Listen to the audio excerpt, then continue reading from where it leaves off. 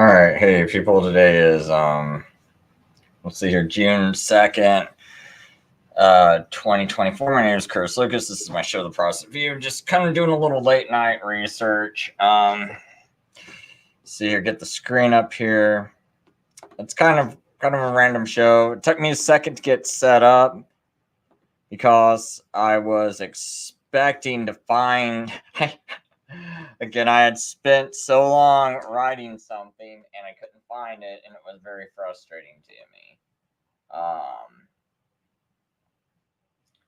But the one thing I have found, which I thought was really interesting, was more proof for a Saturday resurrection. So there's this document. Here, let me kind of reduce my screen. Probably still are not going to be able to see it. I'll blow it up as much as possible. But I guess this guy named Gregory of Tours, The History of the Franks, Volume 2. Actually, now I'm starting to remember everything I wanted to talk about earlier. Gregory of Tours, The History of the Franks, Volume 2, translation by D.M. Dalton. The original reads, and then it's got all the Latin up here, right? So I'm going to skip down to... I actually ran this through... I ran this through Google Translate. Let me just go ahead and pull that up because I'm kind of getting a little lost in where he's got the translation. So let's see here. Could you translate that text for me?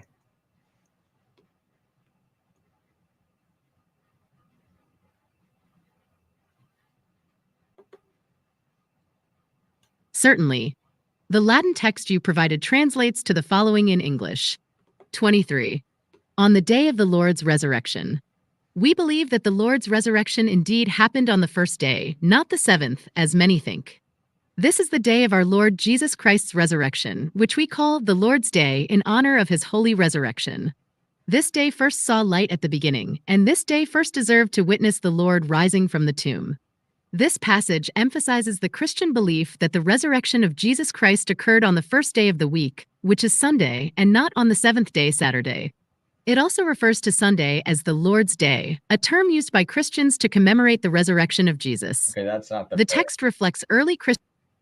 Anyway, so I thought this is very interesting because when was this written? I think it's like 580 something AD, if I'm not mistaken. Oh, they didn't put the note down here. I mean, if it's something important, someone can say, "Hey, go look at the date." But anyway, I think it was written around 580 AD. And the interesting thing about it is that, a lot of people argue that I don't know. I don't think anyone believed that Jesus rose on Saturday. This is a whole new crazy thing you're pushing. But if you look at this text, it says, on the day of the Lord's resurrection, we believe the Lord's resurrection indeed happened on the first day, not the seventh. But the key word is as many think. Whoa. There's many people who think that Jesus rose on Sabbath. Is that what we're seeing here? So I find that kind of interesting that as many think, right? We're going to go back up here so everyone can see, this was the Latin that I had translated.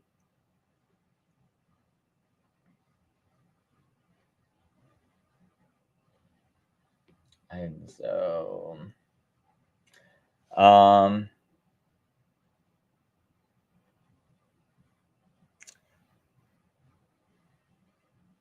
anyway, let's go to this again. So that was Gregory of Tours, History of the Franks, Volume 2.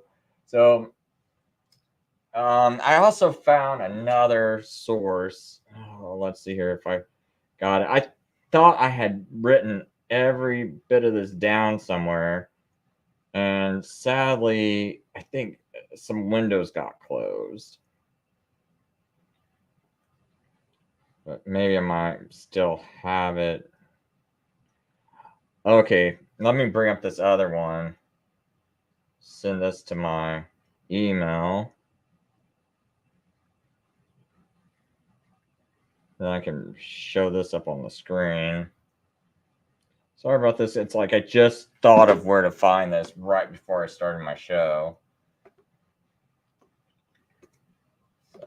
Switch to...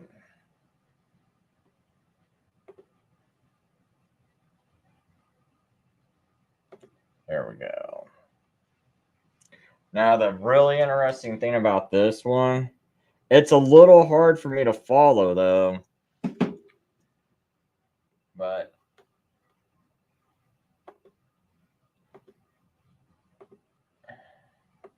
and it's an awkward. I'm gonna have to get a better. I hopefully I can find another translation of this. But anyway, this is the ecclesiastical history of Socrates. And it says, I may perhaps be permitted here to make a few reflections on Easter. It appears to me that neither the ancients nor moderns who have affected to follow the Jews have had any rational foundation for contending so obstinately about it. For they altogether lost sight of the fact that when our religion superseded the Jewish economy, the obligation to observe the Mosaic law and the ceremonial types ceased. That it's incompatible with Christian faith to practice Jewish rites is manifest from the apostles expressly forbidding it, and not only rejecting circumcision, but also deprecating contention about the festival days. In his epistle to the Galatians, he writes, Tell me, ye that desire to be under the law, do you not hear the law? And continuing his train of argument, he demonstrates that the Jews were in bondage as servants, but Christians are called into the liberty of sons. So, I mean, this guy's basically arguing to disregard everything, but that's not the main point. So he's arguing that the priesthood being changed, there made a necessity to change the law also. Neither the apostle, therefore, nor the evangelists have imposed the yoke of servitude upon those embracing the gospel, but have left Easter and every other feast. So when the same people that are arguing to leave the Sabbath are also arguing to leave all the feasts. So Seventh-day Adventists, when they bring up this argument that we don't have to observe Easter or the Sabbath, you're basically siding with the same people that think it should be done away with. It's a really poor, dumb, stupid argument, in my opinion. Because if you toss out all the Christians like Polycarp and all the quarter-decimans who practice not only observing Passover, but they also observe Sabbath, and the two are tied together. You're like people that are keeping Passover.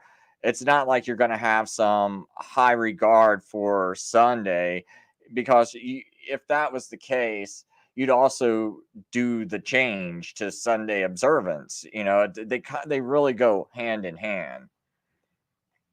And some are going to argue, no, they don't. But the Church of Smyrna, to me, looks like they kept the Sabbath, and Polycarp was the bishop of the Church of Smyrna. And once you take away the quarter-decimans, I don't know what other Christians you have to back up your opinion that Christians kept Sabbath. So if you're going to just cut them out of the picture, where are the Christians keeping Sabbath who are not quarter-deciman? Because to me, you're giving the Catholic Church more ammunition to say that they had apostolic authority to change Sabbath to Sunday. Because that's where this whole change comes from, is from the Roman bishops. And it's logical to think well, if Passover is done away with, and the only people keeping Passover are these Sabbath observers. Well, why wouldn't they both be? Why not assume that they're also keeping something else that's been done away with?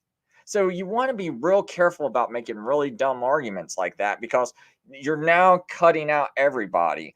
But I think the Seventh-day Adventists also believe something crazy like this. Oh yeah, someone was reading it the other day, and I think they called the Sabbath new light. Like, well, wait a minute. It was done away with, and now it was brought back. Now, if you're making that argument, you done lost everybody. So that argument's not going to make any sense.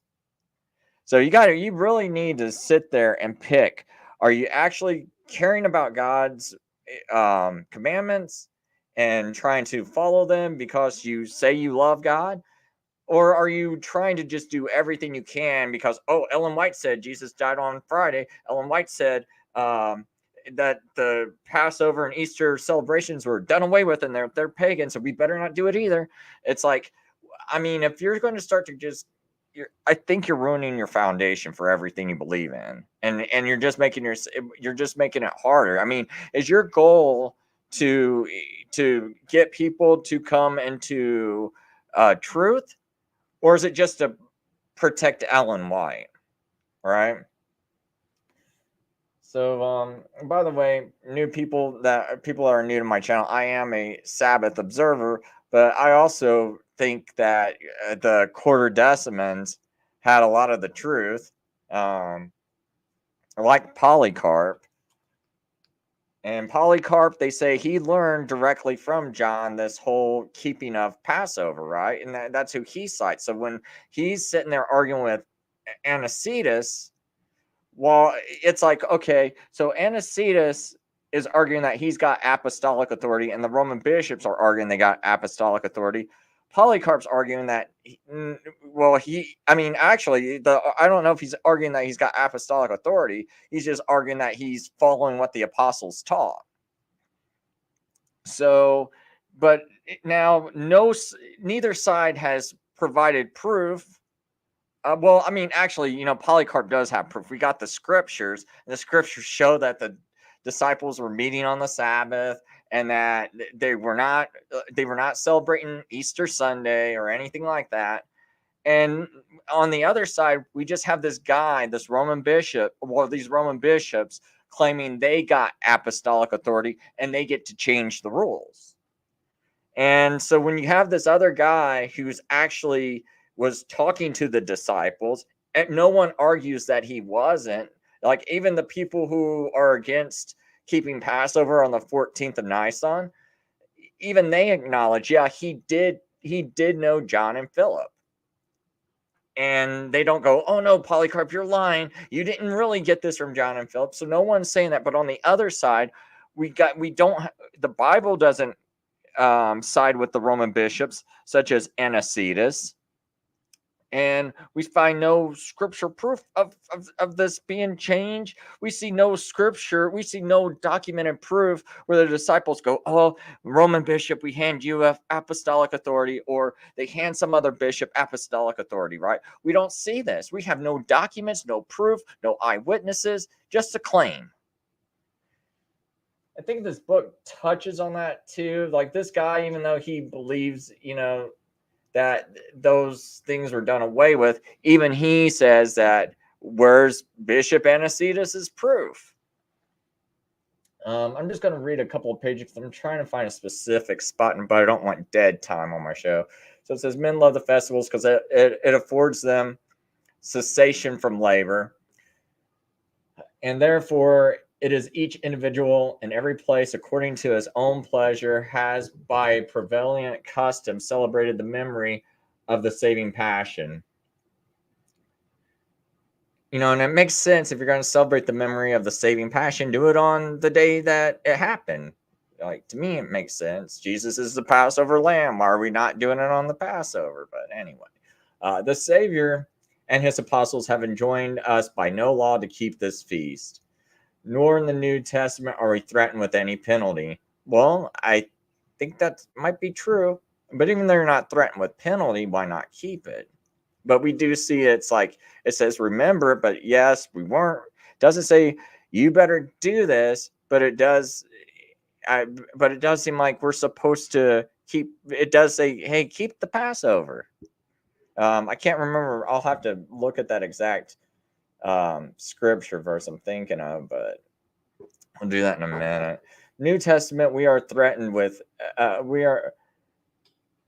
Nor in the New Testament are we threatened with any penalty or punishment or curse or neglect of it, as in the Mosaic Law does these Jews. It is merely for the sake of historical accuracy and for the reproach of Jews, because they polluted themselves with blood on their very feast. That is recorded in the Gospels that our Savior suffered in the days of unleavened bread. The apostles had no thought of appointing festival days, but of promoting a life blameless in piety.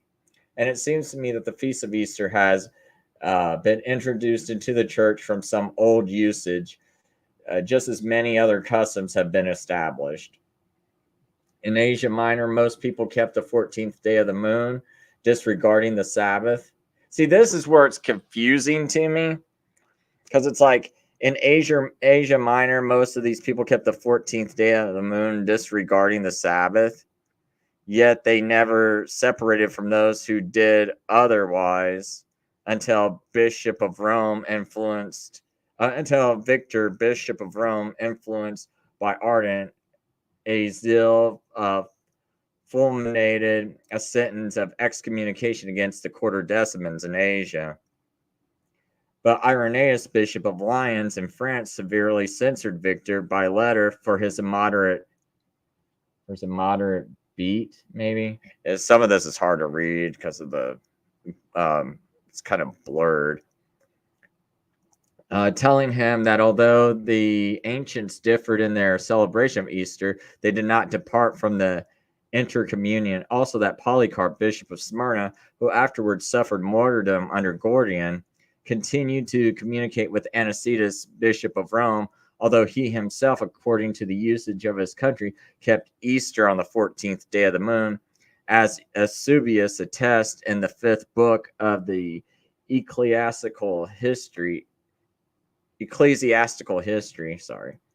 While therefore some in Asia Minor have observed the day above mentioned, others in the East kept the feast on the Sabbath indeed, but not in the same month.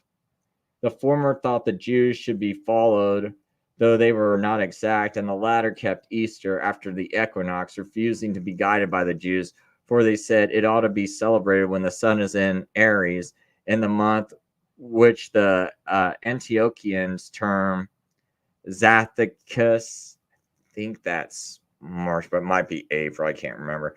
And the Romans April. Oh, okay, yeah. So it was April. Okay. In this practice, they have veered. Well, before I go to the next page, this is where I'm getting kind of confused at. Is like up here, it says in Asia Minor, most people kept the 14th day of the moon, disregarding the Sabbath. And I'm like, are you talking about the weekly Sabbath, or are you talking about the Sabbath that comes after the feast, after the Passover, the Feast of Unleavened Bread? Cross.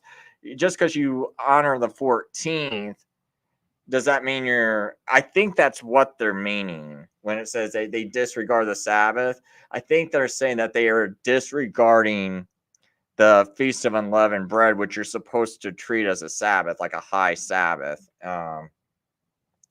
So that's all I can think of to make sense of that wording. Because he's specifically talking about Easter, Passover, and he's saying disregarding the Sabbath. So I think that must be what it means. So I'm pretty sure that's not a reference to the weekly Sabbath. I think he means like they're disregarding the festival Sabbath in Asia Minor. Just because there's another part where if they were disregarding the Sabbath, it doesn't make any sense because of what they say. So I think that's got to be it. So anyway, and down here again, it says, while therefore some in Asia Minor observe the day above mentioned, others in the East keep that feast on the Sabbath indeed. That's kind of confusing to me too. Maybe they're talking about they observe it, but they keep it on the 15th day, which the 15th day of Nisan, which would be the Sabbath. So I'm kind of confused about that wording. I actually just wanted to run that by some people in case they ever look this up, and I'm gonna just kind of blow this up so people can see it on their screen. So got this other part right here that I was reading, like right here where it says in Asia Minor. So maybe someone later stops the video here, wants to read it, and see what they can make of it. And anyway, this is the ecclesiastical history of Socrates. I just kind of thought that was kind of weird. That just the wording was a little odd about one, because it doesn't make sense that you would keep it on the it would be sort of like how the Roman Catholics do it, right? If I'm wrong with how I'm interpreting it by saying that when they're saying Sabbath it means the 15th of Nisan, if I was wrong about that, it would be really weird to say that they were instead of like keeping an Easter Sunday like the Roman Catholics do, they'll have the full moon. Then they wait until the first Sunday after the full moon. That's after the vernal equinox, and then they'll have it that that Sunday, unless Passover falls on. I mean, the full moon falls on that day. Then they'll wait a whole week. But I just couldn't see someone who's trying to observe a quarter decimal practice and they're waiting they're waiting until the weekly Sabbath to do it. So I think when they're saying Sabbath in this context, they got to be speaking about the festival Sabbath. Someone, I think, was trying to argue with me that it was saying that they didn't keep the Sabbath, and it just doesn't make sense in the rest of the context of different things I've read about them.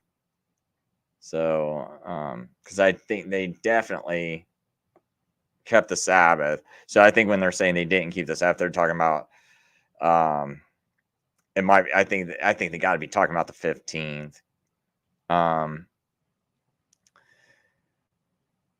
So I think that might have been. Okay, so anyway, I'm going to just skip down to, thus these people were at issue, but all the other Christians in the western parts, as far as the ocean itself, are found to have celebrated Easter after the equinox from a very ancient tradition and have never disagreed on the subject.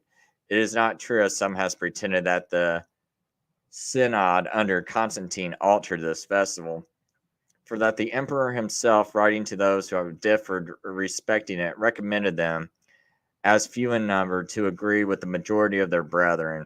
His letter is given at length by Eusebius in his third book of life of that sovereign, but the part relative to Easter runs thus. It's becoming an order which all the churches in western, southern, northern parts of the world observe, and some places in the east also. Wherefore, all on the present occasion have judged it right, and I have pledged myself that I will have the acquiescence of your prudence, that what is unanimously observed in the city of Rome, throughout Italy, Africa, Egypt, Spain, France, Britain, Libya, and all of Greece, the Asia and Pontic diocese, and Cilicia, your wisdom also will readily embrace, considering not only that the number of churches in the aforesaid places is greater, but also while there should be a universal concurrence in what is most reasonable, it becomes to us to have nothing in common with the perfidious Jews. Such in the tenor of the emperor's title. Moreover, the quarterdecimans affirm the observance which they maintain was delivered to them by the apostle John, while the Romans and those in the western parts assure us that their usage originated with the apostles Peter and Paul. Neither of these parties, however, can produce any written testimony and confirmation of what they assert. but the time of keeping Easter in various places is dependent on usage. I infer from this that those who agree in faith differ among themselves on this question, and it will not perhaps be unseasonable to notice here the diversity of customs in the churches. The fast before Easter are differently observed. So I'm just going to stop it right there. I don't want to keep reading on this because I want to get to other parts. But I thought it was interesting that at least this writer is admitting that they neither side has proof. But I would say that not so. But I would say that the quarter-decimans actually do, because we can find that in the scripture where we have the Romans and the Roman Church in the western parts. They claim this. They claim this came from Peter and Paul, but where is it? Because when I'm reading the book of Acts, I'm seeing Peter keep Sabbath and telling the Jews and Gentiles to keep Sabbath. I'm also seeing that, what is it? I think it's 1 Corinthians 5. Let me look this up.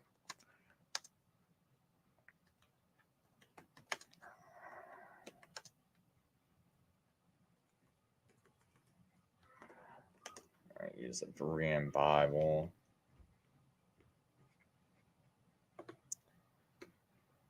Because I'm pretty sure it's there. There's this part. Yeah, right here. It says, get rid of the old leaven. So this is 1 Corinthians 5:6 or 5:7. I'm sorry, 1 Corinthians 5:7. Get rid of the old leaven, that you may be a new unleavened batch, as you really are. For Christ, our Passover lamb, has been sacrificed. Therefore, let us keep the feast, not with the old bread, leavened with malice and wickedness, but with the unleavened bread of sincerity and truth. So, I mean, Paul's saying, let's keep the feast. So where did Anicetus get what he's talking about, right? Where'd this come from, Anicetus? Because Paul's saying, therefore let us keep the feast. So you didn't get this from Paul, right? And where's the document from Peter? I can't find it in the Bible that they're practicing Easter Sunday, right? That once a year feast. See, I'm keeping Passover. And I'm using the words Passover for the 14th of Nisan, and I'm using Easter for Easter Sunday. All right. And I understand, like, we're just reading that writing, and they were calling the people who were keeping the 14th of Nisan Easter, or at least whoever translated that text was calling it Easter. I get that. Like I said, for the sake of keeping us straight on what I'm talking about, I'm just going to refer to Passover as the same Passover that Jesus died on, and I'm going to refer to Easter Sunday as a thing Rome created, okay, that we can't find in the Bible. So, and I'm not saying because I can't find the words Easter in the Bible that it's not in there. And that's not, because I've heard people kind of get a little mixed up there. That's not what I'm saying. So one thing I'm going to go to is just a little bit of fresh research, because I am curious about something I was just reading that occurred to me. Where went? Oh, I hate it when... I guess I got to bring up a new Bing chat because I'm curious about something. What is the most accurate way, according to Greek grammar rules, to translate Acts 20, verse 7 into English?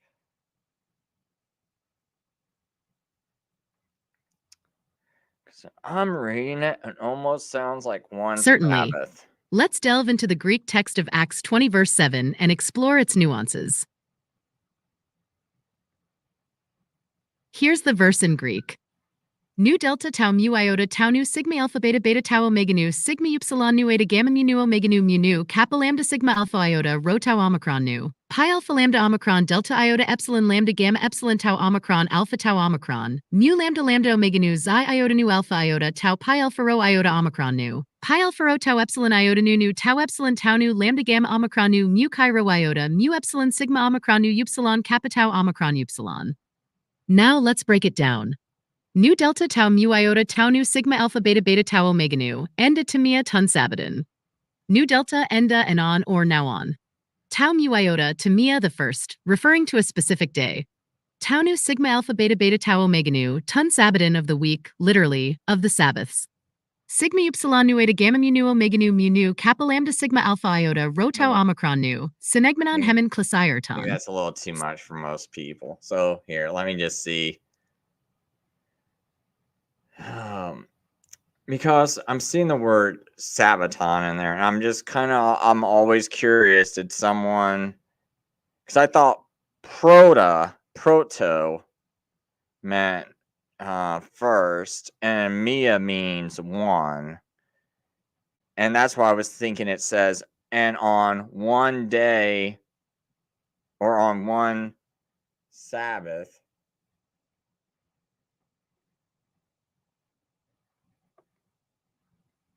I just want to be sure.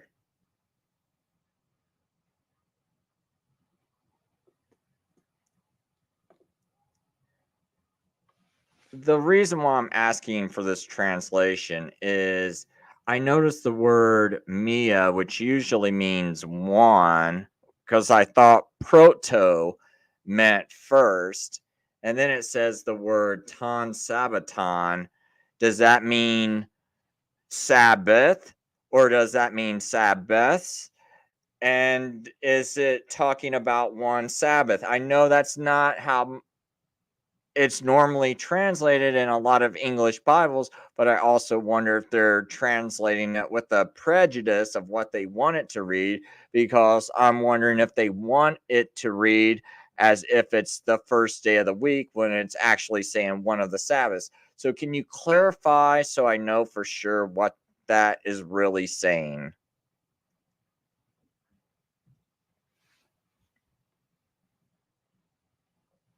Hey, Adrian and Rudy. I understand your concern about the translation of Acts 20 verse 7 and the potential for bias in translation. Let's clarify the Greek terms in question.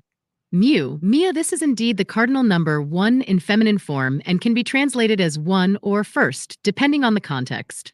Pyro tau omicron, protos, this is the word for first in Greek, typically used in a sense of being foremost or leading. Tau nu sigma alpha beta beta tau omega nu, ton sabbat in the phrase sigma beta beta alpha tau omicron nu can mean Sabbath or week, depending on the context. It is often used in the plural form, as in tau nu sigma alpha beta beta tau omega nu, to mean weeks. The phrase tau mu iota tau nu sigma alpha beta beta tau omega nu has been traditionally translated as the first day of the week in many English Bibles. The translation, the first day of the week, is supported by the fact that the adjective mu is feminine and it agrees in gender with muro, hemera, which means day, but is not present in the Greek text. It is understood to be implied because mu is an ordinal number here, suggesting a sequence of days within the week. The translation, one of the Sabbaths, would be less likely because it would require mu to agree with sigma alpha beta beta tau omega nu, which is neuter, and adjectives in Greek must agree with their nouns in gender, number, and case. Therefore, if mu were modifying sigma alpha beta beta tau omega nu directly, it would have been in a different form to match the gender. In summary, while mu does mean one, in the context of Acts 20 verse 7, it is part of a phrase that has been understood to mean the first day of the week, referring to the day after the Sabbath, which is Sunday. This understanding aligns with the historical practice of early Christians gathering on the first day of the week for worship and breaking bread, as described in the passage. The translation as the first day of the week is consistent with Greek grammar and the majority of scholarly interpretations. I was just curious because the Jews also have a Havdalah mill around that time. Oops, gosh. I better type that out. The Jews normally have a Havdalah mill around, what is it? the end of Sabbath.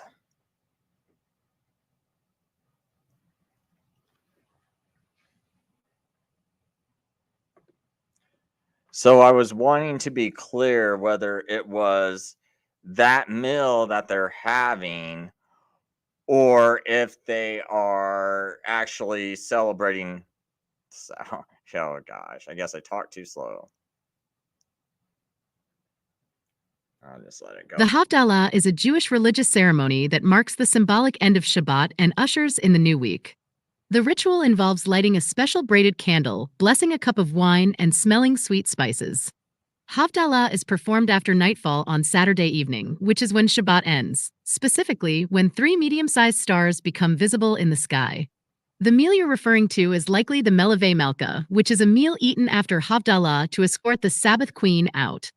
This meal is distinct from the Havdalah ceremony itself, but is part of the broader tradition of marking the end of the Sabbath. In the context of Acts 20 verse 7, the gathering described is not directly associated with the Havdalah meal. The verse speaks of the early Christians gathering on the first day of the week, which would be Sunday, to break bread and listen to Paul's teachings. This gathering would be separate from the Jewish Havdalah meal, which marks the end of the Sabbath and is observed on Saturday night after nightfall. So, to clarify, the gathering in Acts 20 verse 7 is not the Havdalah meal, but rather an early Christian. It could be because if he's meeting with them right at the end of the Sabbath, it would be the first day of the week, and eating that meal, and it makes more sense for Paul just to preach about 4 hours, which that time in Jerusalem would probably only be about 8 o'clock to midnight, rather than thinking he's preaching from 9 a.m. all the way to midnight. And they're just eating one meal.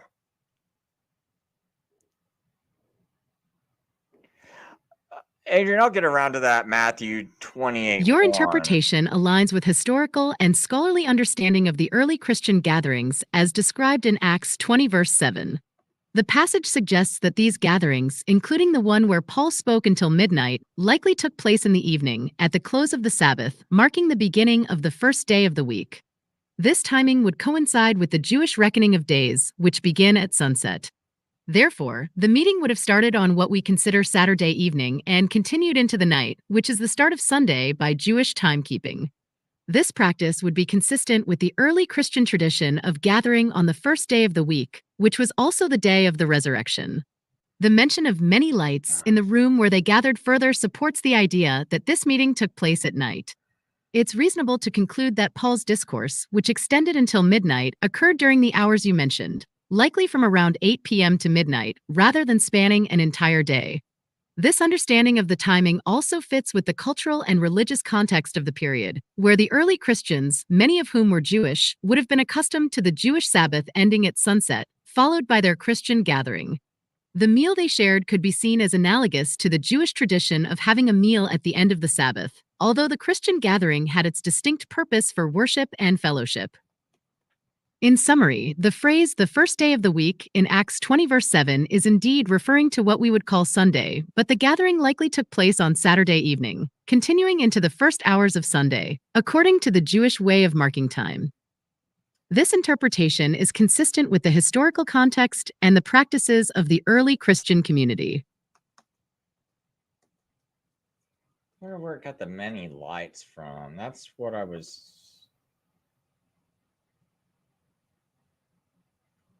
where did that go to?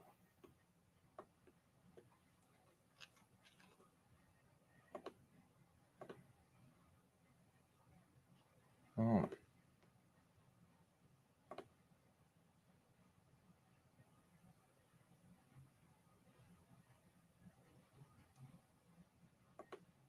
Where is the mention of many lights? Kind of missed it. The mention of many lights in the context of Acts 20 verse 7 is found in the following verse, Acts 20 verse 8. Oh. Here is the relevant passage from the King James Version, KJV.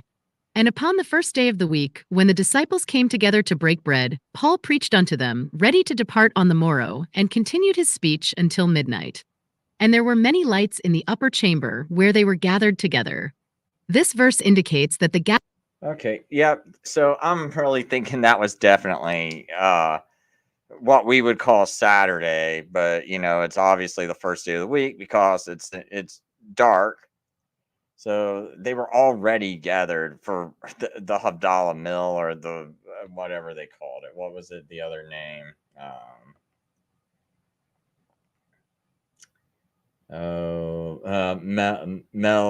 Melava Malka Mill. I don't know how you actually pronounce that.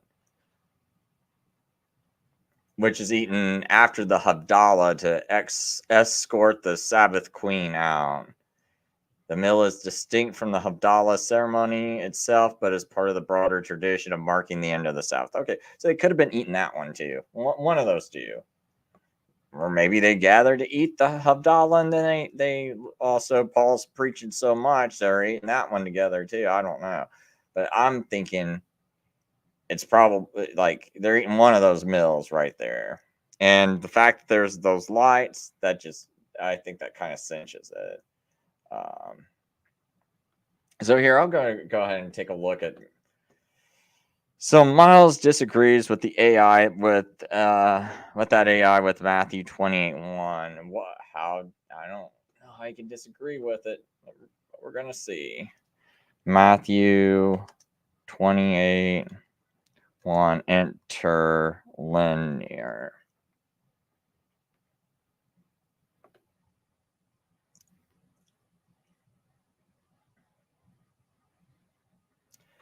So it says, and then Sabbath it being dawn toward the Meon day of the week, the first day of the week, came Mary Magdalene and the other Mary to see the tomb. So after then the Sabbath, so this sounds like the Sabbath just ended. Now I wouldn't say being dawn, starting to dawn. But it's beginning, like, yeah. See, I really disagree with. I think it could be near commencing. How about that? Because it's like the dawn of a new era. It actually could mean that. It does not have to mean let it shine to dawn. But I will ask the AI, because maybe I don't know what I'm talking about. So let's go back.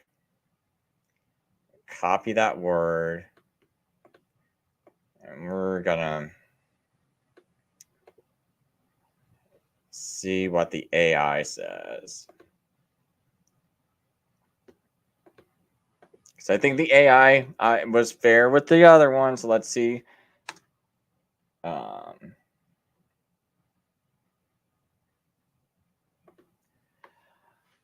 This word, which I find in Matthew 28, verse 1, I'm wondering if this word can mean the start of something, or something's about to commence, not necessarily mean it's starting to grow light, but like, for instance, if someone just said the dawn of a new era, we wouldn't think that it's suddenly starting to get all bright.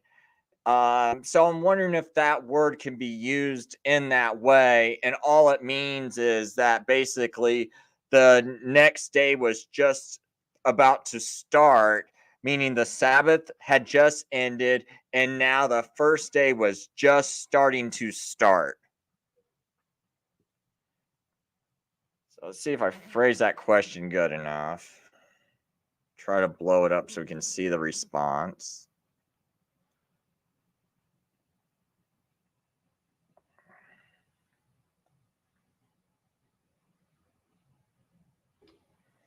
The Greek word pi iota phi omega sigma kappa omicron sigma, epiphoskos, found in Matthew 28 verse 1, is indeed an interesting term to examine. It is derived from the verb pi iota phi sigma kappa omega epiphosko, which means to dawn or to grow light. In the context of Matthew 28, verse 1, the word is often translated as it began to dawn, or approaching in relation to the first day of the week. Your interpretation that it could signify the start of something, or that something is about to commence, is quite perceptive. The word can carry the connotation of the beginning of a period or the onset of an event, not necessarily the full arrival of daylight. In the phrase, the dawn of a new era, for example, we understand it to mean the beginning of a significant period, not the literal break of day. In Matthew 28, verse 1, the use of pi iota phi omega sigma kappa omicron sigma could suggest that the first day of the week was about to begin, indicating that the Sabbath had just ended. This would align with the Jewish understanding of days beginning at sunset. Therefore, the term could be interpreted to mean that the new day was just starting, which would be the period right after the Sabbath, marking the early hours of the first day of the week. This interpretation supports the idea that the events described in Matthew 28, verse 1, such as the visit to the tomb by Mary Magdalene and the other Mary, occurred at the end of the Sabbath as the first day was commencing, rather than at full daylight. It's a subtle distinction, but an important one for understanding the timing of the events described in the Gospel.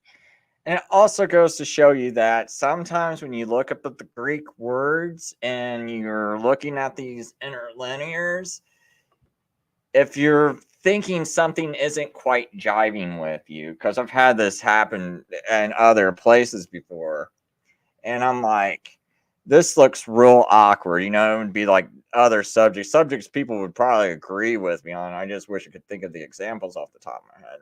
But I was like, wow. And I'm clicking this, right? And it's only giving me one, a couple of options. Like it does say am near a dawn, am near commencing, right? Usage. And then, but here for definition, sometimes it just, all it says is to let shine to dawn. All right. And a lot of people would just think dawn means, oh, to let shine again. But so I think it's also important to, well, right here we also have about to begin down here in NASB translation. So they're saying that it could also mean about to begin. But see, we didn't see that up here. So you got to be a little careful with some of don't just give up. You double check even the interlinears is what I'm basically saying. Because even here, if you look at like Luke 23:54, like in the KJV, and the Sabbath drew on, and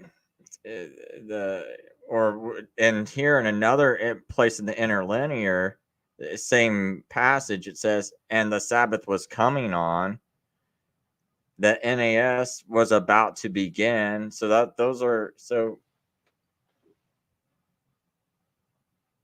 So it looks like it can be kind of used a couple different ways. So I don't know why Miles would have an issue with that, but it's probably because he is so heck bent on he's like the Seventh-day Adventist Church really jacks people up, because I tell you what, once someone leaves the Seventh-day Adventist Church, there's almost no coming back to the Sabbath. And I actually think that this is a demonic church, and that's one of their goals is like, let's see if we can just get people to they can either stay Seventh-day Adventist and break the commandments, because we're gonna set up a false prophet, which by promoting a false prophet, you break 7 commandments, including the Sabbath, every week. We got that nice number 7, so we get to rub that in God's face, like, hey, here's your 7, God. Haha. You like that number. We're gonna break 7 commandments every single Sabbath. I honestly think they got that spirit with them, because they are just so stubborn and just bent on just promoting this woman no matter what, and no matter how crazy things seem. It's like they're just totally bent on it, and it just kind of, it makes me real sad, because it's like these people act like they're so holy, act like they're just God's ultimate remnant, and they are so delusional, and they need to come back down to earth and realize that no, they're part of the problem. They're it's like people just gotta let go do the hard work and start your own church. That's what it's really requiring. If you want to do the easy work and not go form your own church, and you're just, hey, I'm just going to go along. Okay, go along. Just keep adding to the problem. But I mean, I can't. Me personally, I'm trying to start my own church. Anyone that lives in Indiana, you live especially up and around the Brownsburg area, maybe Indianapolis. That's not really that far. I'm kind of willing. Plainfield, fine with that. Pittsburgh, fine with that. Maybe we can get together. If anyone ever sees this video, leave a comment if you're even interested. But anyway, because that's my only option. I've looked around. I'm just not happy with what people are really doing. There were some texts that I did want to bring up.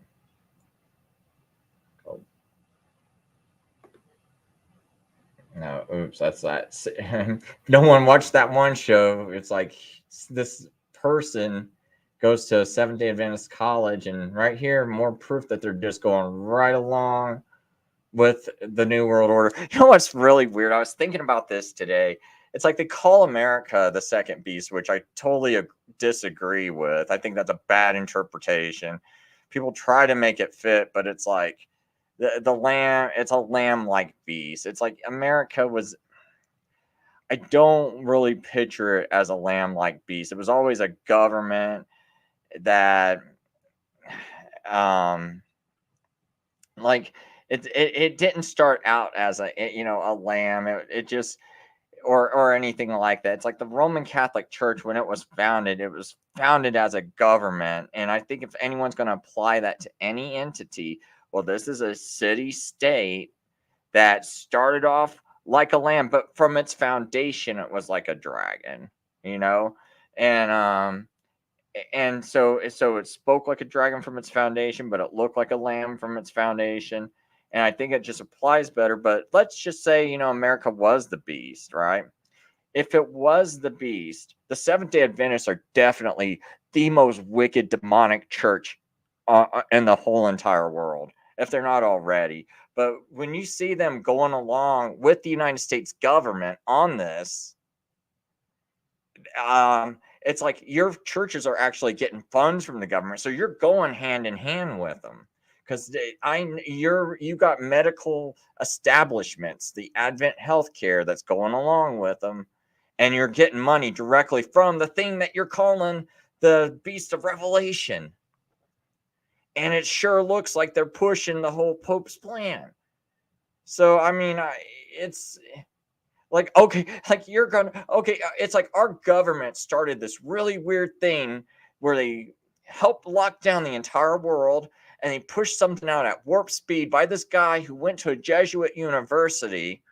And here you are saying that the United States is the Beast of Revelation, yet, and Trump went to Fordham, and you're talking about the Jesuits, yet you're promoting this thing at your church, and you're forcing people to take it. You're forcing people to go along with the beast. Do you see this? Do you see what, like how these people, they're just so like, oh, I hate love, I hate God. It's like they got to be like that. They have to, or they're just the most delusional, non-critical thinkers. And they're so emotional, right? Or they're just, but I think it's like a whole combination. I actually think there's a demonic spirit with that church, because how can you just be so dumb, right? Like, I don't get this. Like, how can you be so clueless and dumb that you're going to actually call the government, the United States government, the second beast of Revelation, promote it, have all this stuff where you keep talking about Jesuits, Catholics. You got the Pope front page, right, of all their Catholic publications going, we're bragging about this. We're bragging about offering punishments and rewards. And it's like, wow, we're bragging about there. You see them bragging about, yeah, it was our people. As soon as the smallpox came out, we were automatically right on top of people, making them take it. And if you didn't, get punishment. And then SDAs are like, oh, mommy church, because they're one of the harlot daughters of the great whore. They go, oh, you punish people, we'll punish people too. If you don't get this, you don't get to have your private, you don't get to have an education here. You don't get to finish your education. You better take the second beast injection, right? Because this was promoted by the United States. If it wasn't for the United States, this thing wouldn't have went worldwide, because it was warp speed. That's how it was done. It was created in America.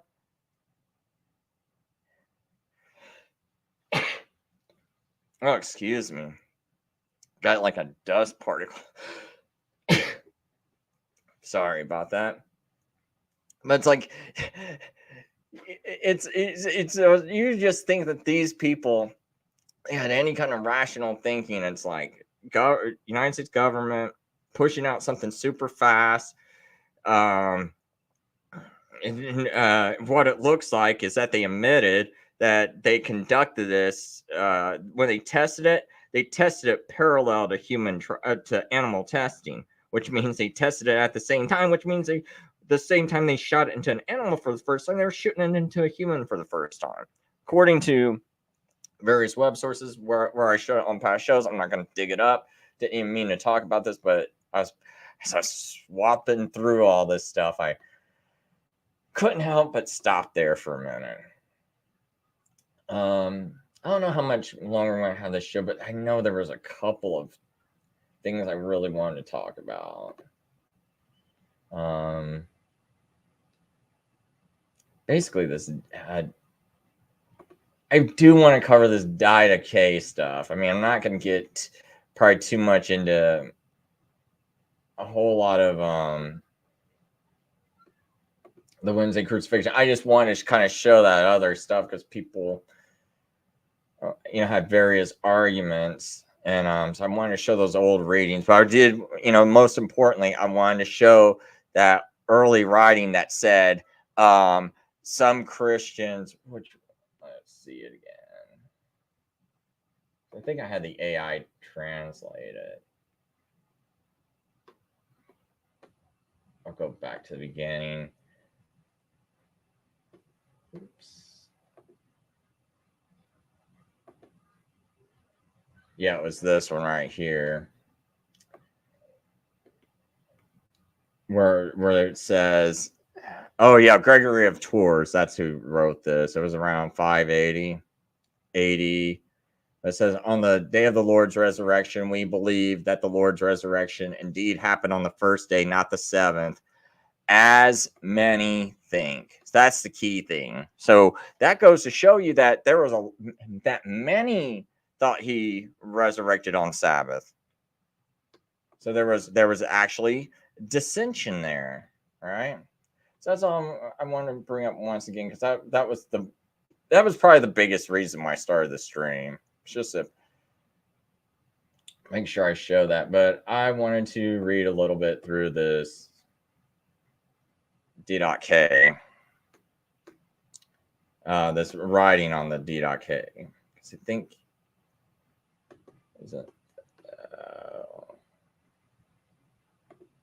Yeah, this is the one from historicism.org. I'll try to put these links in at the end of my show. So, Lord's Day in the D.K. by Frank W. Hardy, PhD, written in 2010. But so he's going to quote the D.K. But every Lord's Day, gather yourselves together and break bread and give thanksgiving after having confessed your transgressions, that your sacrifice may be pure.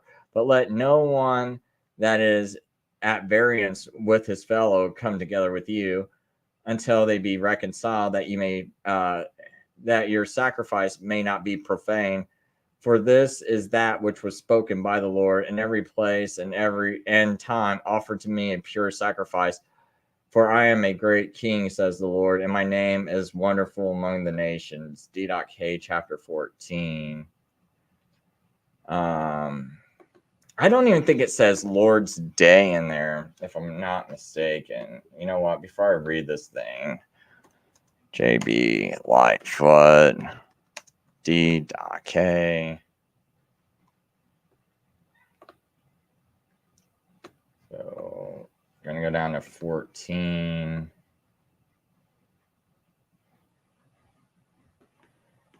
Okay, it does say on the Lord's own day. Okay, I remember the Greek being a little funky. And on the Lord's own day, gather yourselves together and break bread and give thanks, first confessing your transgressions that your sacrifice may be pure. So anyway, he goes on to say the D.K nowhere uses the word Sabbath, but it does use the expression Lord's Day, as we see in the above passage from chapter 14. In regard to other parts of the Ten Commandments, the D.K gives us quite a list. So it gives us a list of the commandments.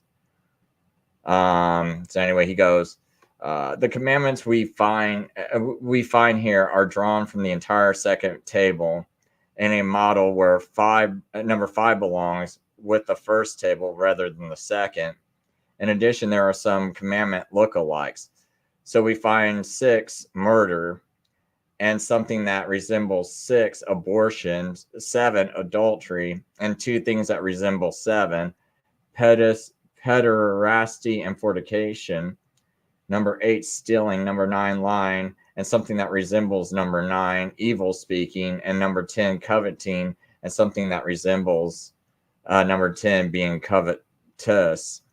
The author of the Dedicated is very much at home with the ideal of obedience.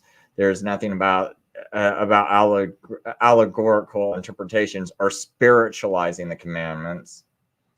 That's a good point. That's one of the point. That's why I was reading this, because I said that was a good point right there. There was nothing about spiritualizing the commandments. Like I can't find any early writing about that. You know what? One more point before I get too far off. I do want to ask the AI a question while I got it right in my mind. When is the earliest mention of anyone saying that Jesus rose on Sunday? I should have said outside the Bible. Okay, no. Okay, I know it's the New Testament. When is the earliest mention of anyone saying that Jesus rose on Sunday besides the Bible? Because the Bible doesn't actually say he rose on Sunday. If anyone wants me to bring up those passages, I'm more than willing to. If anyone's got a question about those, any single passage. The earliest non-biblical mentions of Jesus' resurrection on Sunday come from early Christian writers and other historical sources. One significant mention is from Justin Martyr, an early Christian apologist. In his first apology, written around AD 155, Justin refers to Christians gathering on Sunday, the day Jesus Christ was resurrected. Another early reference is found in the writings of Ignatius of Antioch, who was an early church father. In his letter to the Magnesians, which dates back to around AD 110, Ignatius speaks of the Christian community living in accordance with the Lord's Day, the day Jesus rose from the dead, which is Sunday. Additionally, non-Christian sources like the Roman historian Tacitus and the Jewish historian Josephus provide indirect evidence of the Christian belief in Jesus' resurrection, although they do not specify the day of the week. Tacitus, writing in the early 2nd century, refers to Christianity as a mischievous superstition that arose after Jesus' death, which could be interpreted as an allusion to the resurrection belief. Josephus, in his Antiquities of the Jews, mentions Jesus and the early Christians, and while the authenticity of some passages is debated, it suggests that early Christians believed Jesus was resurrected. These early mentions outside the Bible provide historical. Well, Ignatius of Antioch, he doesn't actually say Jesus rose on Sunday. He might mention the Lord's Day, but he never mentions what day Jesus rose on.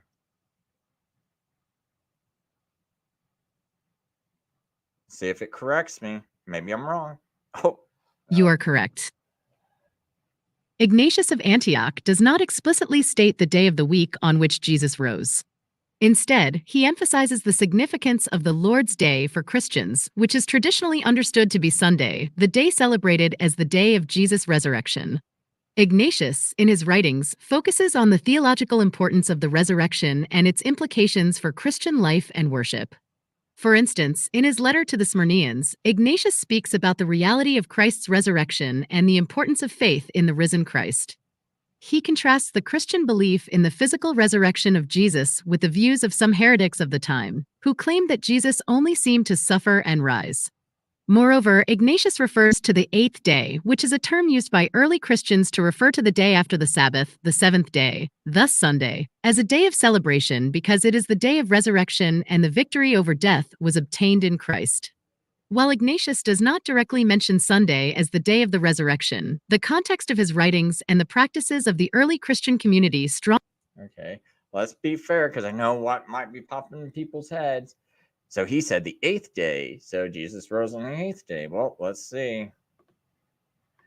Does he say that Jesus rose on the eighth day? Does he explicitly say it?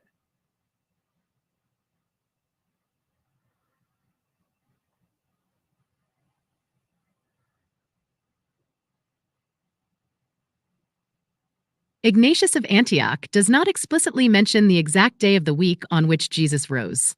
However, he does make a connection between the eighth day and the resurrection.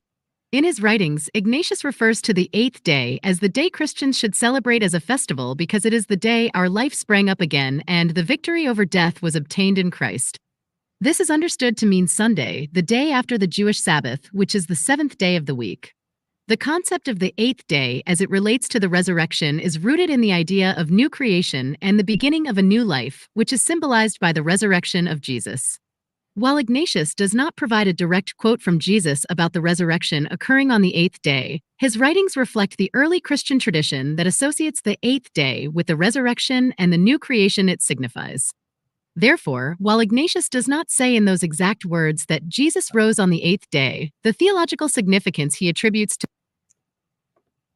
Does he mention something about the resurrection being on the eighth day?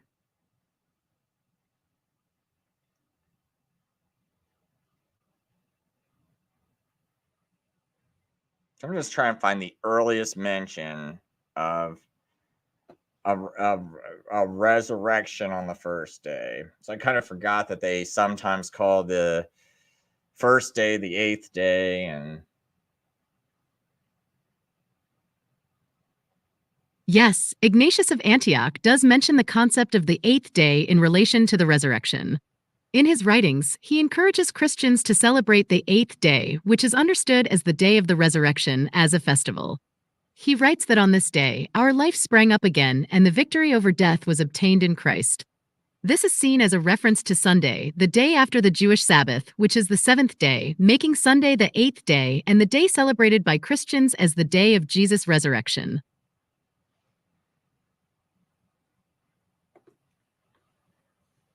does any other Christians earlier than him mention something about the eighth day or around his time?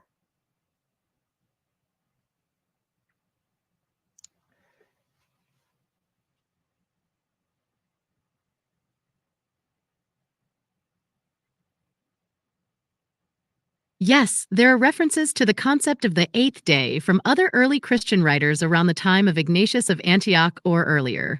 One notable example is the Epistle of Barnabas, a Christian work composed between AD 70 and 132. In this epistle, the author interprets the eighth day as the beginning of a new world, symbolizing the resurrection of Jesus and the new creation. Additionally, Justin Martyr, writing around AD 150, also speaks of the eighth day as significant, suggesting that it possesses a mysterious significance that the seventh day does not, which is understood as a reference to the resurrection. These early Christian writings reflect the theological significance of the eighth day as a symbol of new creation and the resurrection, which was celebrated on the first day of the week, Sunday. This tradition is rooted in the belief that Jesus rose from the dead on this day, marking the beginning of a new era for humanity. Okay, so about the toughest arguments out there would probably be looking up all these references because I never thought about this. Would be to look up all these references that say eighth day and look up the validity behind them and examine everything they say and who says it and why they say it, because I thought I looked up the Epistle of Barnabas, though, And it didn't look very convincing to me because he's just saying that the eighth day is the beginning of a new world and all this stuff. And it's like, but in the same text, it sounds like he's making like he's also talking about like there's going to be 7,000 years in Earth's history or something, where it's like you're going to have 6,000 years and then you're going to have this millennium. That's the 7,000th year. And then after that 7,000th year, you're going to like have a new heavens and new earth or something like that. I can't remember. It's been a while since I read it, but so don't think I'm being exact on this. I'm just kind of guessing off the top of my head. But I kind of remember that he definitely was like had like this eschatology or something where he was saying, there's going to be like 6,000 years, and then a 7,000th year would be like this millennium. And the thing I got about that though is it's like if the 7,000th year still has this significance to it, I don't understand why we're not keeping Sabbath.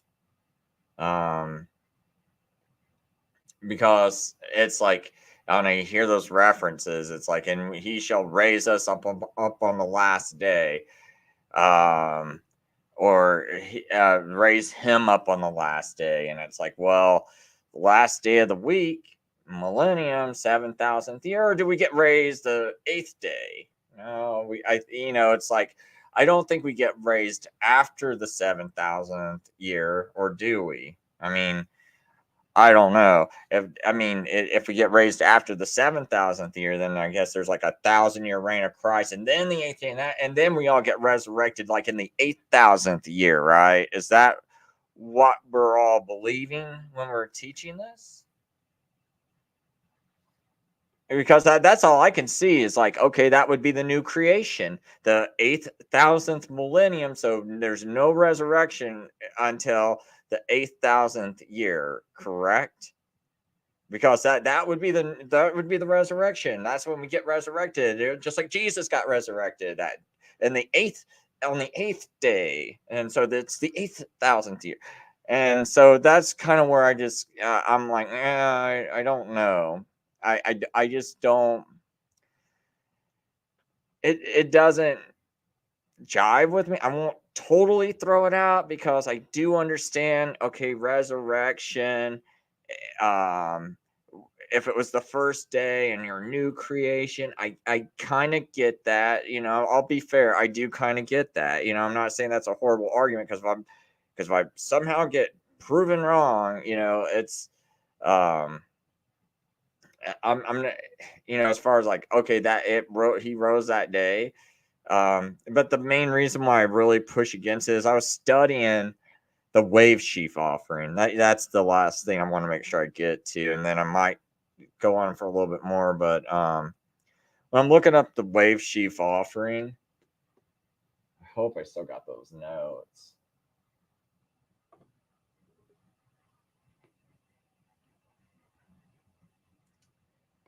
See if I still have these notes I was looking at the other day.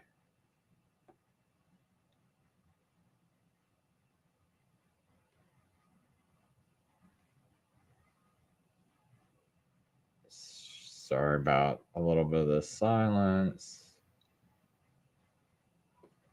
Well, as I'm going through this,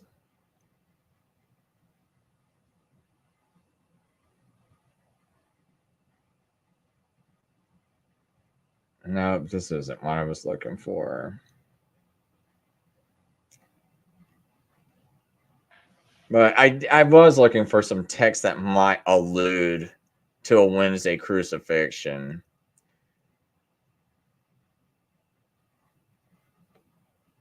It's like some of these have some. I don't trust these texts though.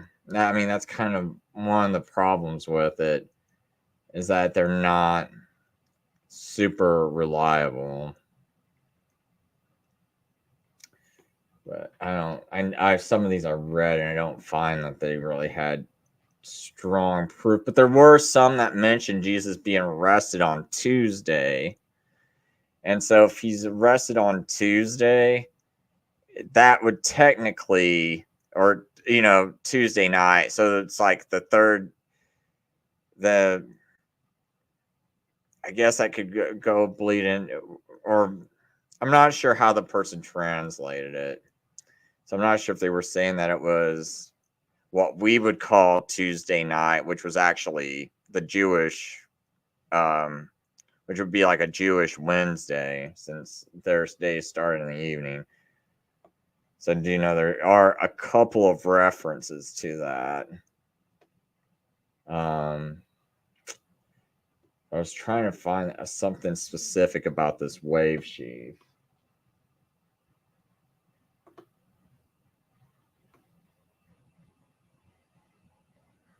It was just like the way it was prepared, and it's like,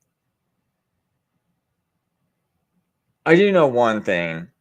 When some people argue whether the wave sheaf first fruits was done on the day after the first day of unleavened bread, which is a Sabbath, they go, was it done after that day? And that was that's the Sabbath they're talking about, when these guys would go down, and as soon as Sabbath ended, they'd go and they'd cut the first fruits. But so there's no question that they did this as soon as Sabbath ended. It was one of the first things they did. The only question is, was it the day after the Feast of Unleavened Bread that they did it, or was it after the weekly Sabbath? And when I was thinking about it, it's like the Sadducees were the ones controlling all the temple practices at that time. And they're the ones who also wrote that they would cut the first fruits as soon as the weekly Sabbath ended. And I think it's best to go by the Sadducee interpretation, because because I believe that God wanted everything to be done as right as possible, because this was going to be the most important event in history. The crucifixion of Jesus. I don't think it was like, this is something you get wrong, where you have it, on like where you miss sight, you just happen to spot the new moon the wrong day or anything like that. I think out of all the years, because they wouldn't miss spot the moon all the time, if people wouldn't even theorize that they did do it, and I think they had a system to where they wouldn't do that. But if people want to theorize that, there might be cloud cover, so they might not see it, so since they didn't see it because there was cloud cover, they would postpone it until the next day, and so it could have been this day, and all this stuff. And I really think those are really weak arguments, because I think that God can arrange everything to at least happen right this one year, but I don't think that would have happened anyway. I'm really skeptical of that happening, because they could still calculate it. Like, you still know, if you've been looking at the moon all the time, every day, you got priests that are almost 80 years old that are telling you how to do it, have been doing this, and they've been doing it every day, going and looking at the moon. And so they get a general sense of what it looks like every day, when it's going to look like that monthly, and they can almost anticipate here's going to be the sliver and stuff. And they also got calculations and everything like that. I'm not sure if they knew about the metatonic cycle, but I'm pretty sure they knew something close to it about that time. And I think you would get a general feel if you're the one always observing it every day. So I don't believe that they would have missighted the moon. And another thing I don't believe is that God would have said, "Oh, let me put the wrong people in charge of the temple. I'm going to put the Sadducees. They don't know what they're doing." And just so, do you want them messing up when they're doing the temple practices and everything? Jesus just happens to be getting crucified. You think God's going to arrange events so the incompetent people are the ones running the temple? I don't think so. So since they're the ones running the temple, and it's like, I think they would be the ones to be the most reliable when it comes to how is this properly done. and conducted. So that's why my whole thinking about going with them. I know some people want to say, oh, we should go with the Pharisaical interpretation. And someone brought up a really good point today. I didn't like his show, and I posted it on my community post. It's this person called A Short Work.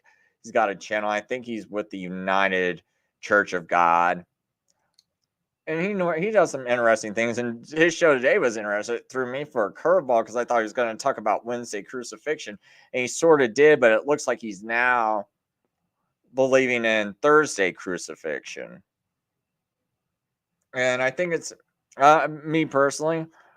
I just wonder if he's got some new information and maybe he hasn't thought about it all yet, but it's sounding good to him for certain reasons. And I don't know. I'll think about what he brought up, but I'm not like I'm not really feeling it. And it's normally I get this thing when something is like if something's a little bit better interpreted. It's like even if I might kind of like be like, man, now I got to change it. Can't believe the same thing 2 weeks in a row, right? Like it's like I get to the point where, I think about things and it's like I just want to kind of like keep building on things. I don't want to have to start all over again, but I'm willing to. And normally I kind of get like a little feel like, oh yeah, this is something that would just work better. Just accept it and try to work with it and. But I'm not feeling it with this. It's just I just don't like the dating. But anyway, I could be wrong. But anyway, one of the points he brought up was that let me see if that Pharisees sit in the seat of Moses. Sit.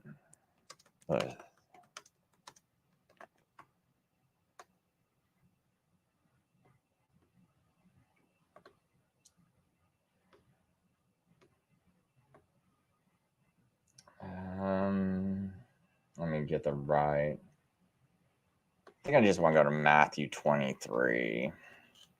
Matthew 23 and do the Berean Bible version.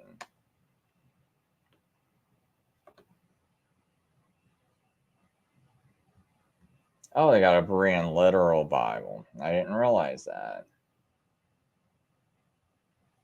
Okay, so Matthew 23. Then Jesus spoke to the crowds and to his disciples, saying, here, I need to make it bigger for people. Then Jesus spoke to the crowds and to his disciples, saying, the scribes and Pharisees have sat down on Moses' seat.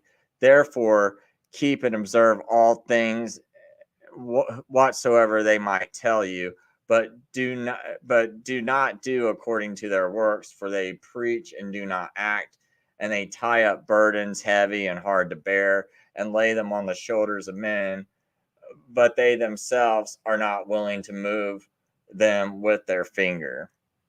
So I don't think Jesus is telling them. It sounds, I don't think this is worded right.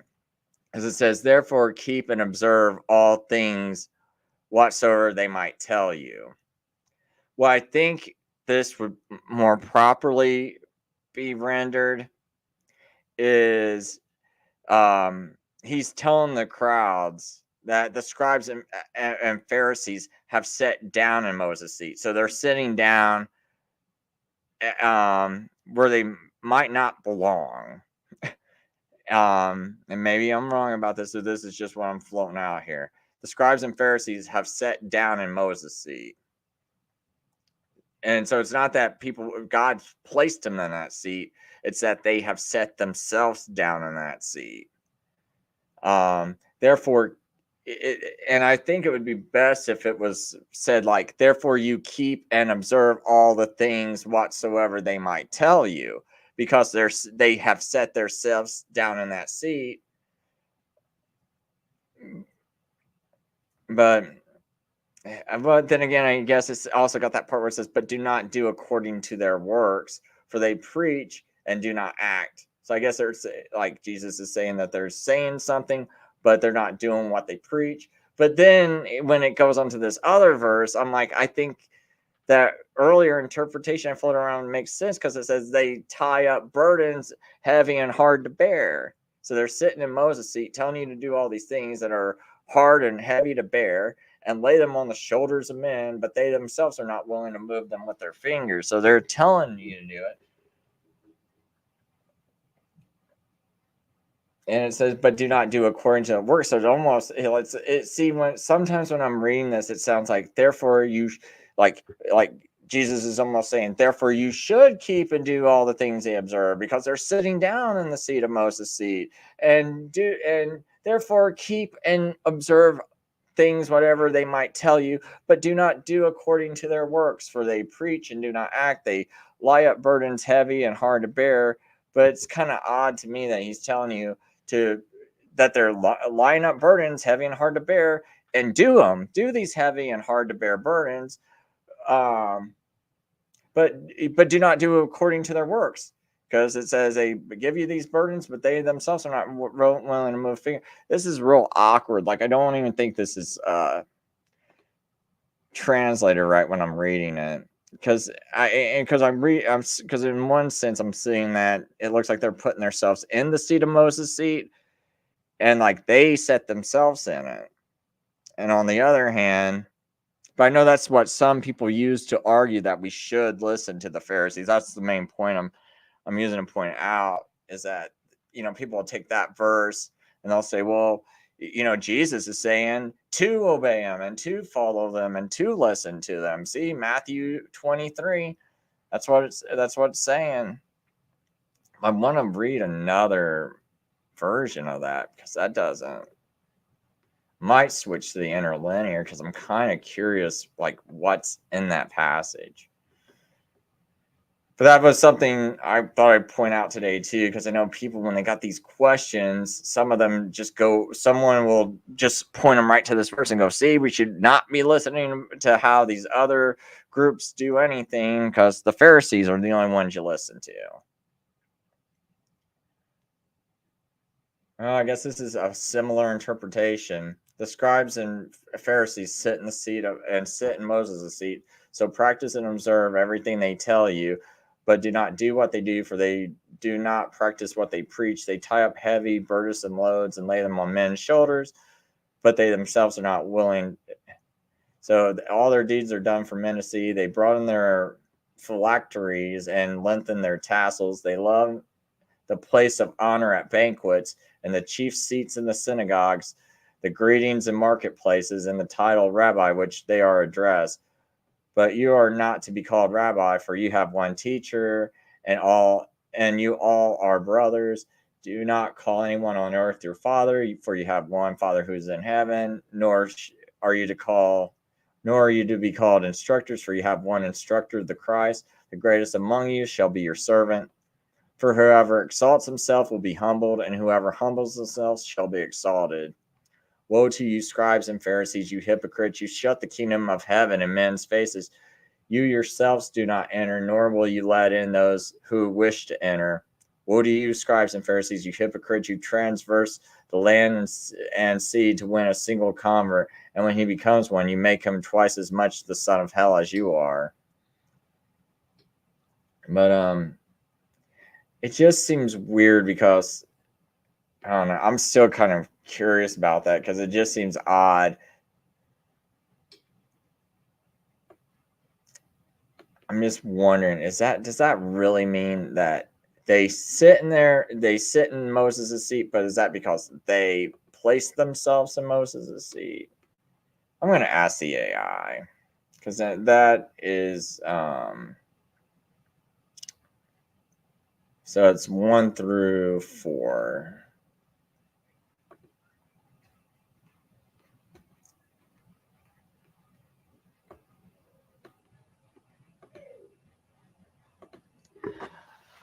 I'm wondering what is the best English translation using the best Greek grammar rules to translate the first 4 verses in Matthew 23, because I'm wondering if Jesus is saying that the scribes and Pharisees have set themselves in the seat of Moses.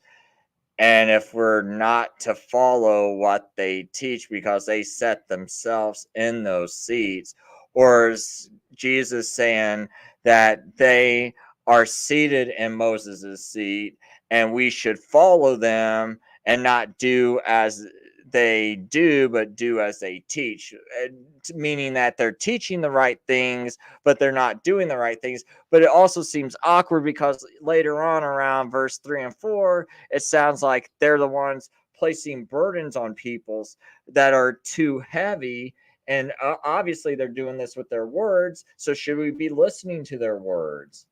So, I'm trying to figure out the best way to interpret those first 4 verses and what might be the best, what is the best translation. So, the best translation is what I'm really looking for.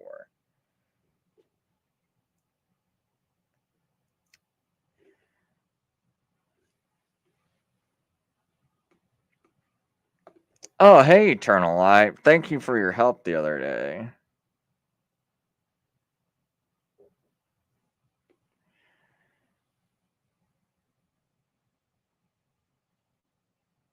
What?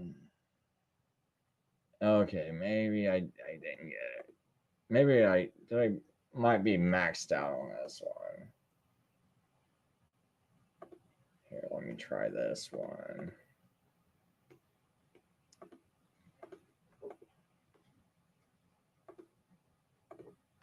I copied all that text. Question mark.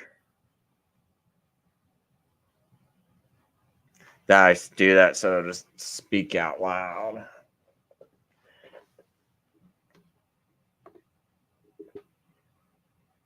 The passage in question, Matthew 23 verses 1 to 4, is indeed complex and has been the subject of much interpretation.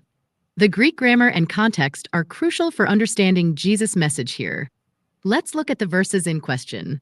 1. Then Jesus said to the crowds and to his disciples. 2. The teachers of the law and the Pharisees sit in Moses' seat. 3. So you must be careful to do everything they tell you.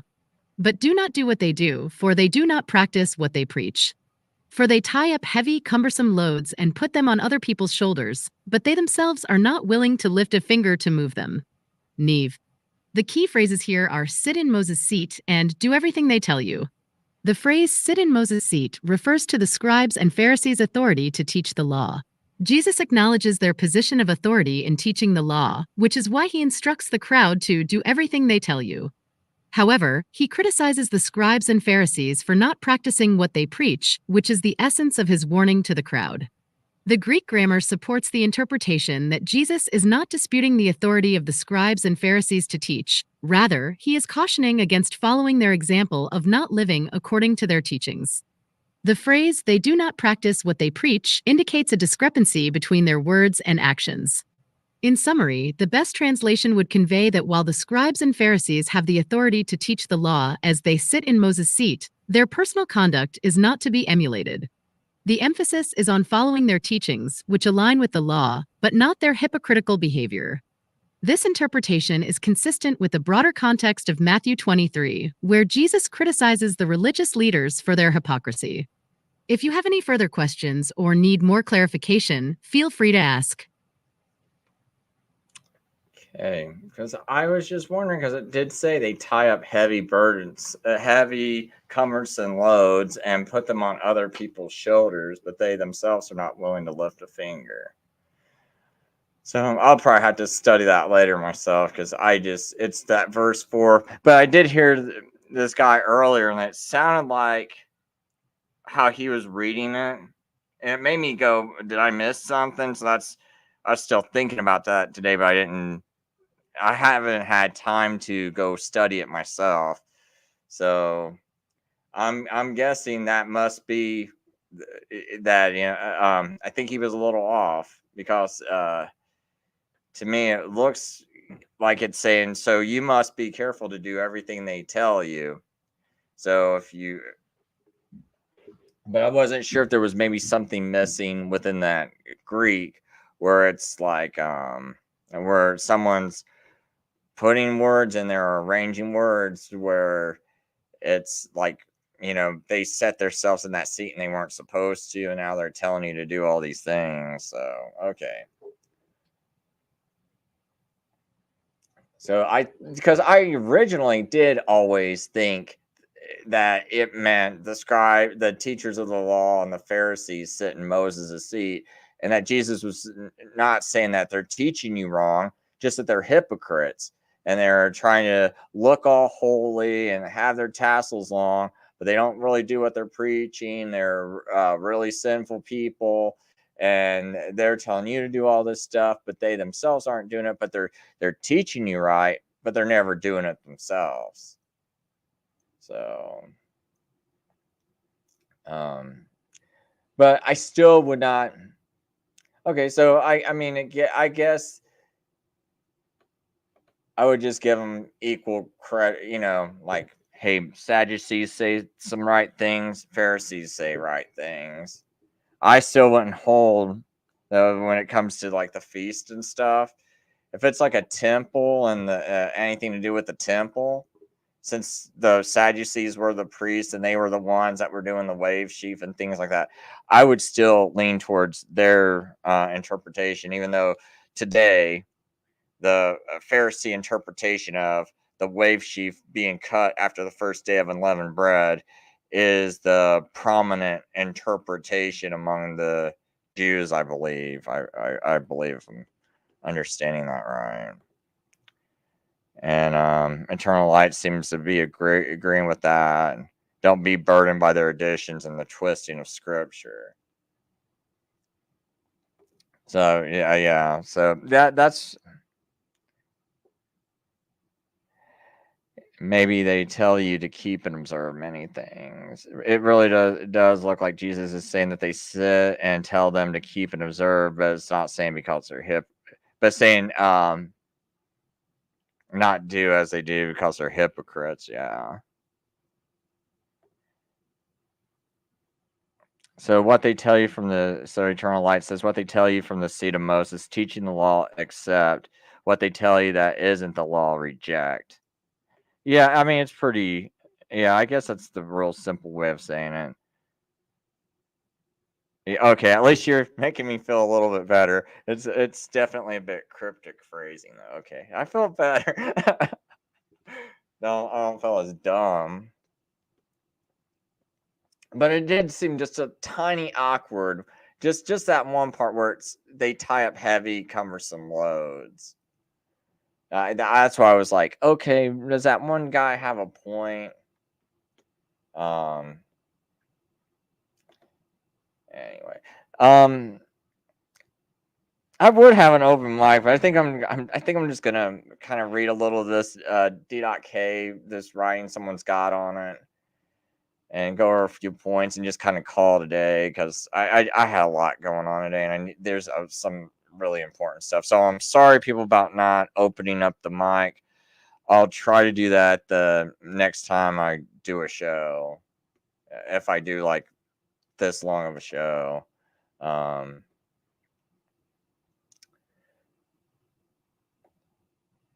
So let's see here. Just being the commandments head on, the author adds some of his own for good measure, just to make sure people catch the point. The D.K. comes from an extremely early period of church history. As such, we can't automatically assume that the Lord's Day meant then what it means now, or even what it would mean in the 2nd century. I argue here that when the church first stated using this term, it was a Christian code word for the Sabbath, and was later adapted for the use with another day, as the Christian day of worship gradually shifted from the 7th day to the 1st. The key word here is gradual. The day of worship at first was clearly the Sabbath. You know what? That's one point I should bring up too. So if I got this article. Yeah, see, there's this article from the Catholic Record. And what it was down here you can see. So this is the Catholic Record, September 1st, 1923. And it says Sabbath Observance.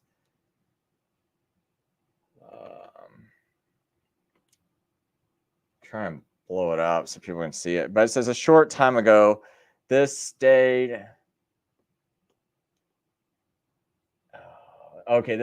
city of London. I gotta kind of reduce it just so I can read it properly. Experienced a tempest and a teapot over Sabbath observance. It was proposed to allow the children to use the municipal swimming pool during the sweltering weather we were having. Immediately, there was a ministerial chorus of protest. One Reverend Barnages or something valiantly declared that they would not rest until they had routed the host of hell. Presumably, he saw an apocalyptic vision, the infernal armies lined up behind his worship, the mayor and others in their impious assault on the sanctity of the so-called Sabbath. Imagine the consternation in the ministerial association and in the jubilation among the host of hell when they had read in the London Free Press of this dastardly flank attack on the citadel of Sabbatarianism. That Sabbath observance in the strict sense of the law of Israel, whether on the traditional or any seventh day, is no concern of the Christian, was the assertion of the Reverend J. Marion Smith of Emmanuel Baptist Church in Toronto in his evening sermon yesterday at the Talbot Street Baptist Church. I was trying to blow this up. I guess I got to scroll down. And under this 2-column heading, Sabbath observance, not any part of a man's duty as a Christian. True, Mr. Smith was speaking to the interrogative subject. Can a saved man be lost? That is quite a big subject in itself, but we shall take the first of his pronouncement on the Sabbath, which evidently struck the reporter and the city editor as more sensational, if not the more important part of the sermon. The report of the Free Press continues, quoting St. Paul. He declares that making any point of the old Mosaic law a test of righteousness is to accept the full burden of the rules, rituals, customs enjoined by Moses. In Toronto, for instance, he said, there are many who make a great point of Sabbath observance. I do not consider it any part of my duty as a Christian to observe the Sabbath. When Christ came, the old law was fulfilled and done away with. Christ was the only being as a human who could and did observe the whole law. So, yeah, I'm getting to the important part. As a Christian, I observe certain rules of conduct and habit, but that is a matter of personal purity. It will be noted that the last paragraph purports to quote the very words of the preacher. To the Toronto Star, the Reverend Mr. Smith gave an explanatory interview, which, though it may tend to allay Sabbatarian indignation, does not claim that he was misreported. Indeed, he further emphasizes the fact that the Jewish Sabbath and the Christian Sunday are quite distinct and separate institutions. We quote from the Star, the Jewish Sabbath is not Sunday, the Lord's Day. Christians are all wrong in speaking of the Sabbath as Sunday, said Mr. Smith. The Sunday is not binding upon Christians as a mean of justification from sin.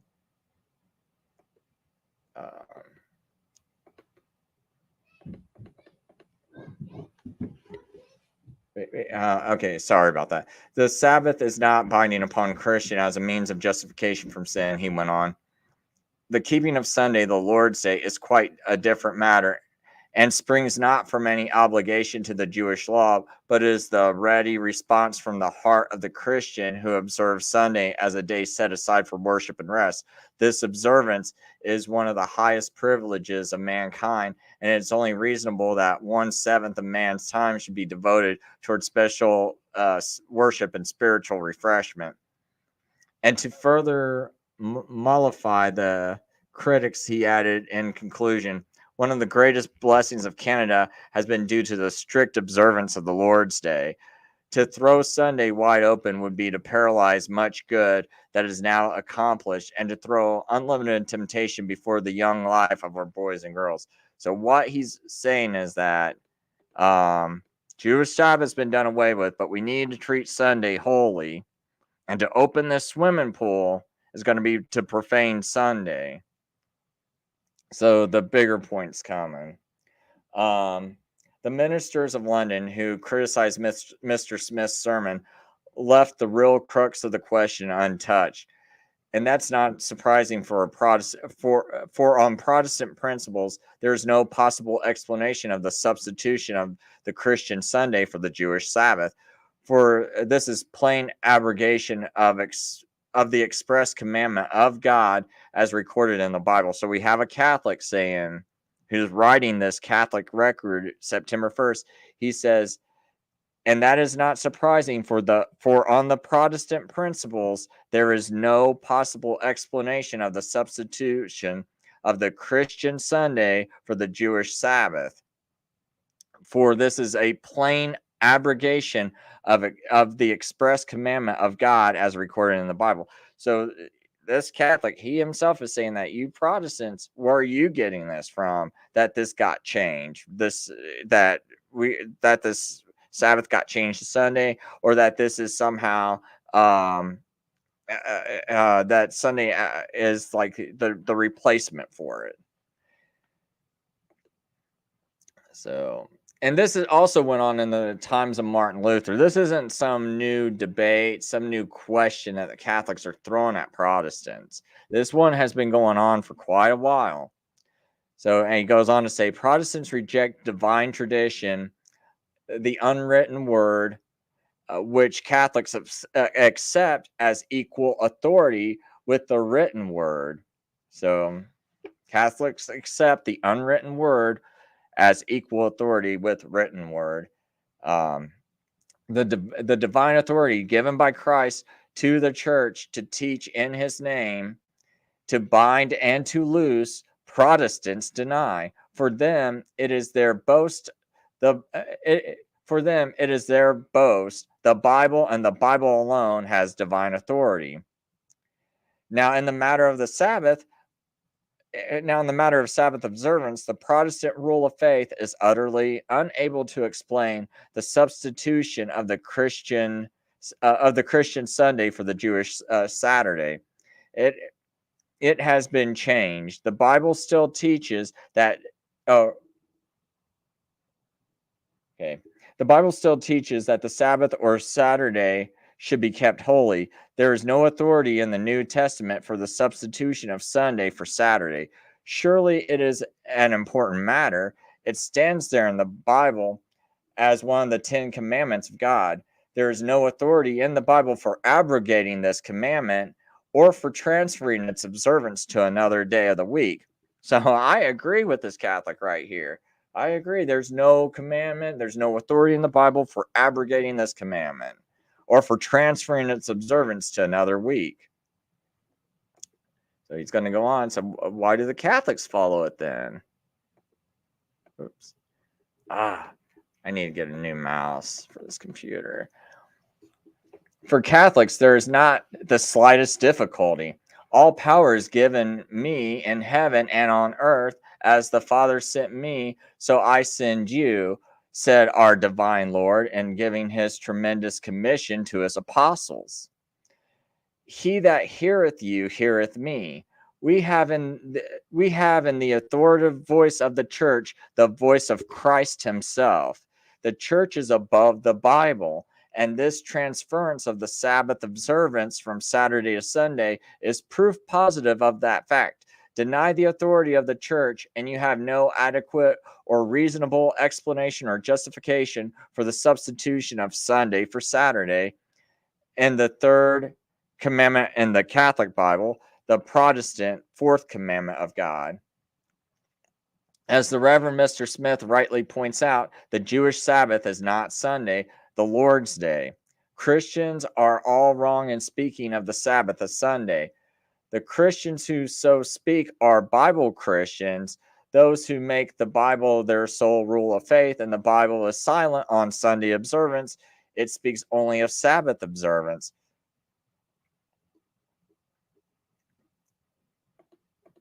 The Lord's Day, dies Dominica, is the term used always in the Missal and the breviary or breviary. Sorry, don't know what that is. Breviary.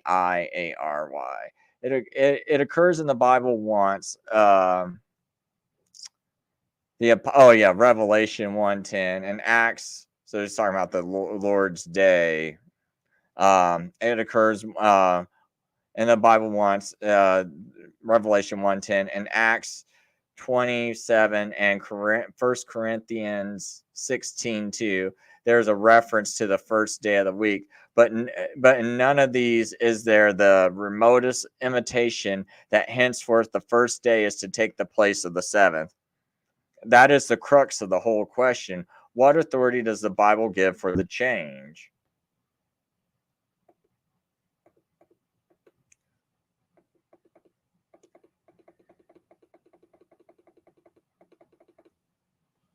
In that difficulty, Mr. Smith and his critics, through pious and effusive and vaguely eloquent about many things, have each and all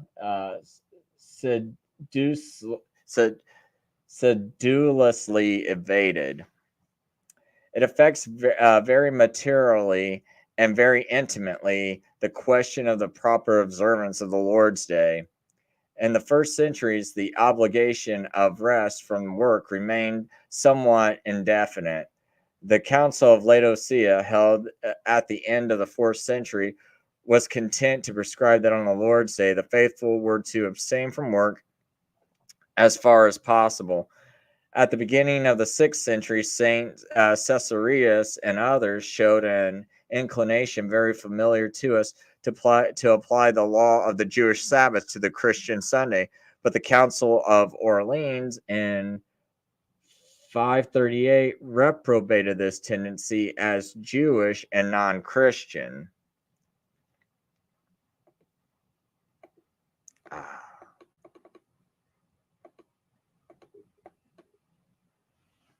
Thus, by the same divine authority, in virtue of which she did away with the Jewish Sabbath and substituted therefore the Christian Sunday, the Catholic Church legislated as to how the Lord's Day should be observed. Due to the exaggerated importance given the Bible after the Reformation. Excuse me for butchering that. Due to the exaggerated importance given the Bible after the Reformation and to the influence of Puritanism, the Lord's Day in England and still more in Scotland began to take on all the rigorism of the Jewish Sabbath. That heritage, though somewhat softened,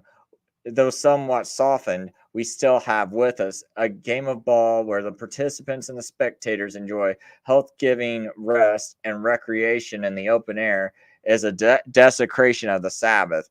The swimming pool controversy is another good example.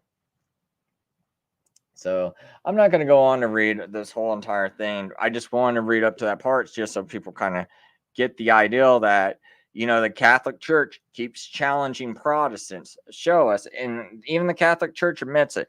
That's why I said that when Luther debated Johann Eck, who was a Catholic cardinal, he was debating him on sola scriptura.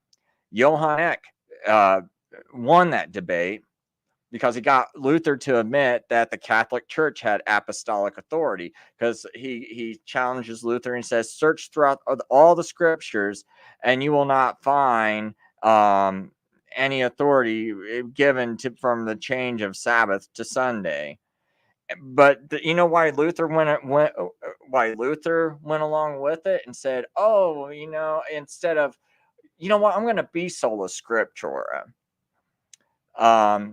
but Luther was like, you know what? I really hate Jews, because if you ever read the writings of Luther, he just had an absolute, just totally hated the Jews. He hated it. Looked like, I think he might have hated the Jews more than the Catholic Church, to be honest. That's what it really looks like to me. He was the biggest, one of the biggest Jew haters next to Hitler, it looked like to me.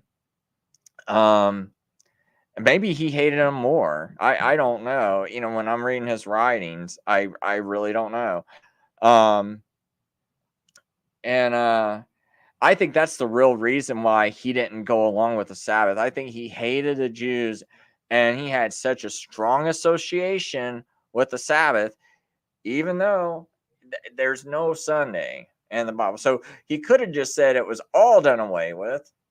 I mean, that's kind of like the only option you're left with, is everything's just done away with, and I guess, maybe be completely free grace, Martin Luther, right? It's just all done away with, because you're just really left with no options there.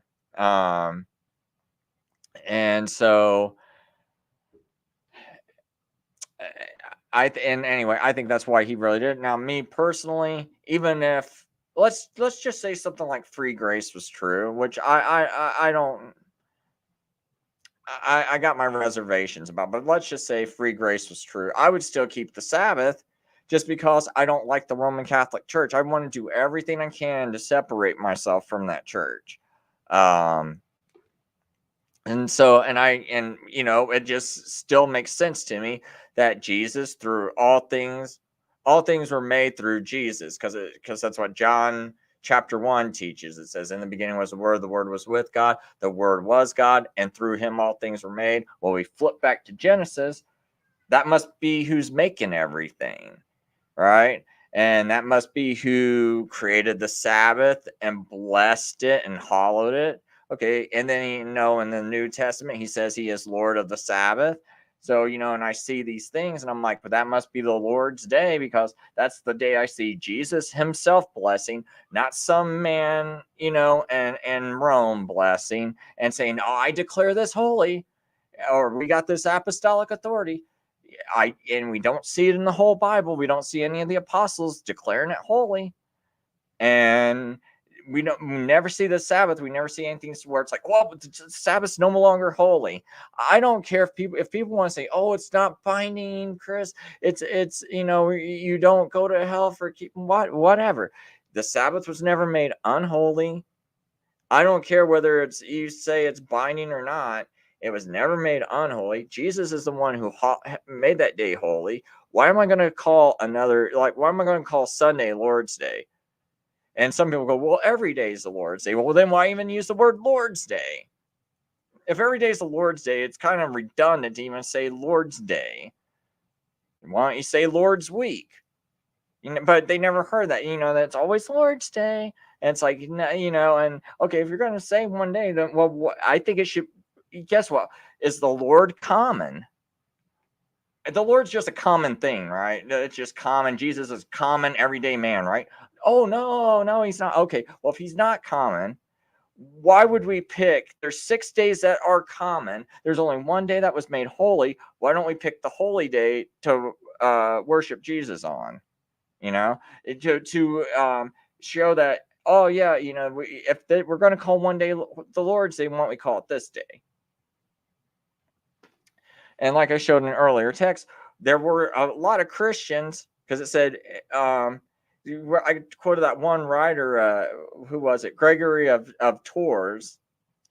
And I think that's around 580 AD that he wrote that. And he said that, he recognizes the first day as a day of Lord's resurrection, of the Lord's resurrection, unlike many others who think it's Saturday, right? Who think it's the Sabbath. So there were people thinking it was Sabbath, and so I don't know where, and it's like we don't even see until, I guess, maybe Ignatius. I got to go back and look at his writings, maybe Barnabas. I don't know. I got to go look at his writings again and see exactly what he said about the 8th day, and then even examine like whether we should even how authoritative his writings are and things. But even if it said, oh, Jesus rose on that day, I still don't know why that day would be kept holy, right?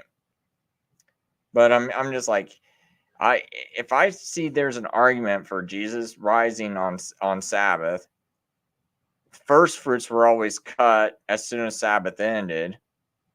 Seems like you would have to have Jesus already out of the ground, because like a seed, you plant a seed in the ground. So I would say the seed, it lays in the ground. Then you got that whole fig tree that gets cut down after the 4th day, and it's like, and so it's almost like there's like this like 3-day thing going through the Bible. And so I would be thinking that, okay, he's in the grave 3 days, buried just like a seed.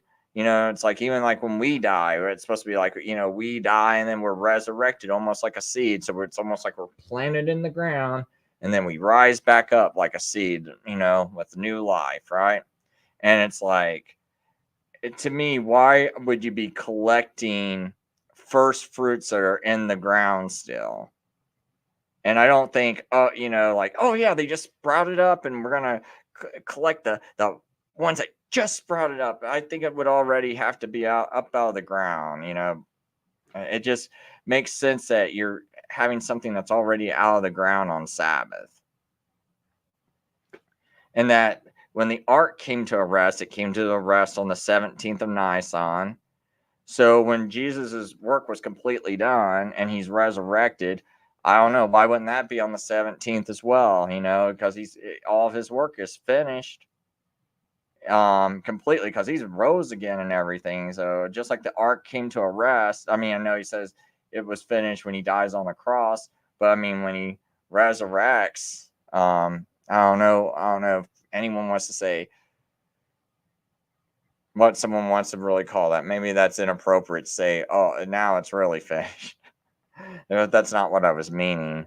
But I just think that I for him to raise on the 17th of Nisan seems to make a lot of sense, or the 17th of Aviv,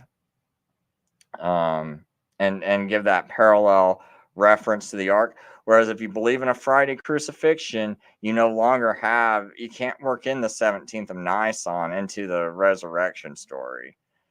And I think that's why some people are trying to push for a Thursday resurrection, or Thursday crucifixion, so they can have a Sunday resurrection. That way now you can have Nisan on Sunday.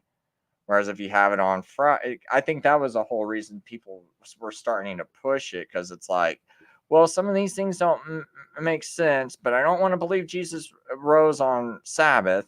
So I don't want it to be on Wednesday, but if I can push it to Thursday, then I can have him raise on Sunday. And I want to believe he rose on Sunday and fit this thinking they got going on. So anyway, I'll kind of read these comments and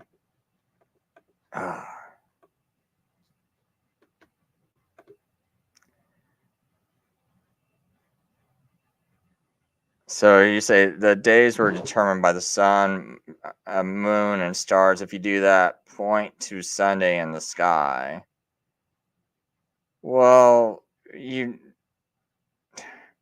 mean, if God says it's day 4 when you create it, and when He created the lights, when the sun goes down again, oh, it must be day 5. I don't know. I mean, I don't quite understand that one, but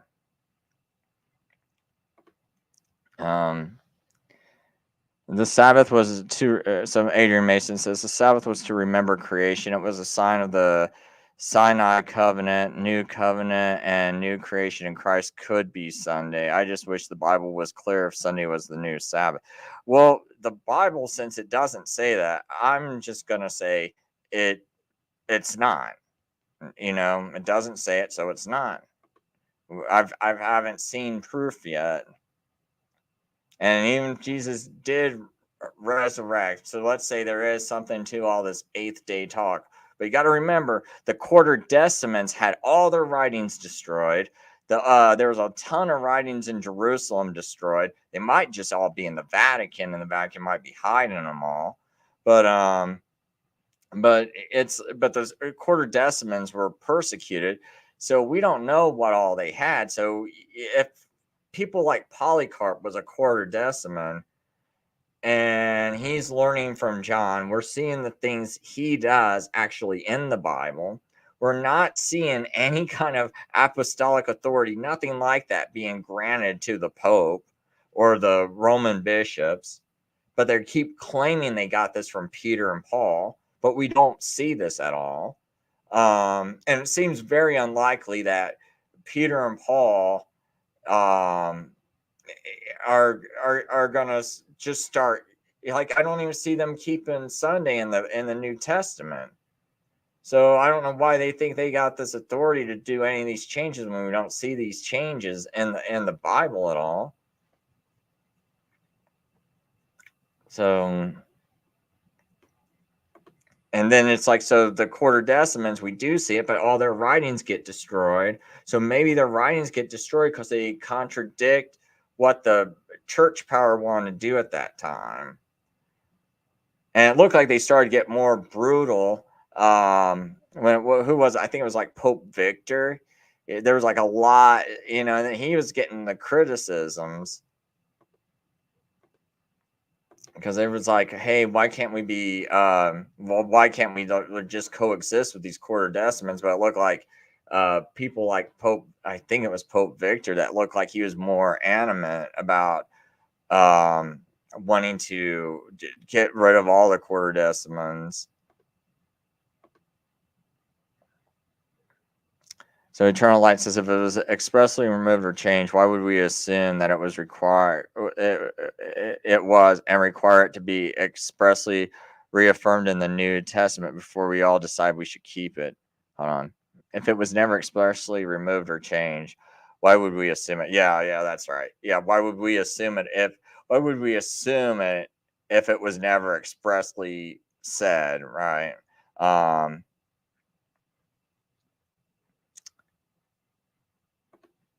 So we definitely shouldn't be keeping Sunday, since that was definitely never said.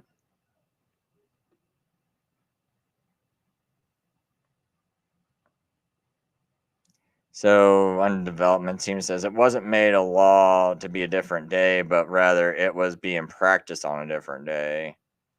Well, yeah, it's definitely being practiced, but what did they have any, like, was it? I guess, it looks like it's a tradition that they started up. And you say, but they still work 6 days and rested the seventh, but that became Sunday for some. But like, but who made it holy? I mean, that's the whole thing too. It's like Jesus made one day holy, so why don't we recognize that day that he made holy? That's not common, because Jesus ain't common. He's not a common man. So we call him Lord. So why don't we go worship him on the Lord's day, which should be the holy day? Why are we calling the first day, and one of the common days, Lord's Day, as if the Lord was a common also? I mean, that's, I guess, my main point.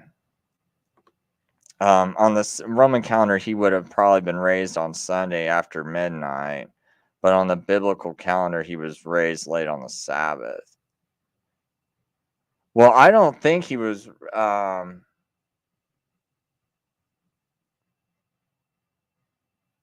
Right. Right. I think you might have something misspeak there, because even on the Roman calendar, he would have been raised. Oh well, okay. Sunday night, technically. I mean, if you call like early morning Sunday when it's still dark, I don't even like to think that, like, I don't even like to even think about Roman times when this happens, because then you're getting all confused about what night it is. And I think we need to just go by Jewish reckoning. That's got one where you got one period of night and one period of day, unlike the Roman calendar, which it gets confusing because you got what is it like? You got 2 periods of night because you got 1 period of night on one day and 1 period of night on another day on a Roman calendar. It just doesn't make sense.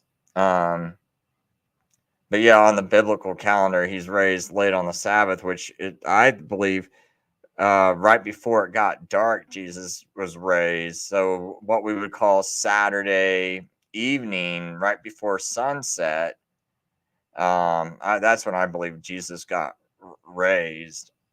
Since that's when they would go cut the wave sheaf offering, the first fruits. And even though Bible texts say the women went to the tomb while it was still dark. And that whole text in Matthew 28:1, I mean, I think that's like pretty clear. It's I went over that one earlier, but even the AI said, well, is it? I thought it was Matthew 28:1, where it says, after the Sabbath at the dawn of the first day of the week. Well, no. Wow. Okay. I don't want to use this translation no more. They really got that one whacked out. So it says, after the Sabbath at the dawn on the first day of the week. I guess it could still, as long as you understand this word dawn right here. I hate the way they phrase this, but I guess it still makes sense. After the Sabbath, at the dawn on the first day of the week. So at the dawn would mean like at the beginning of the first day of the week. So that's right at sundown. Mary Magdalene and the other Mary went to see the tomb. Suddenly there was a great earthquake, for the angel of the Lord descended from heaven and rolled away the stone and sat on it. His appearance was like lightning. His clothes were white as snow. The guards trembled in fear of him and became like dead men. But the angel said to the women, be not afraid, for I know you are looking for Jesus who was crucified. He's not here. He is risen, just as he said. Come and see the place where he lay. Then go quickly and tell his disciples he's raised from the dead and is going ahead of you into Galilee. There you will see him. See, I have told you. So he hurried from the tomb in fear of great joy and ran to tell his disciples. And earlier, I said, I asked the AI that word, epiphuskos. The AI even said it just means the beginning of something, the start of something. So as long as you understand this word, does not mean to grow light, but it's the start of something. So it's just the start of a day. And we know a Jewish day starts at sundown. So as soon as it was sundown, when they're going out to cut the first fruits, that's when Mary Magdalene and the other Mary went to go see the tomb.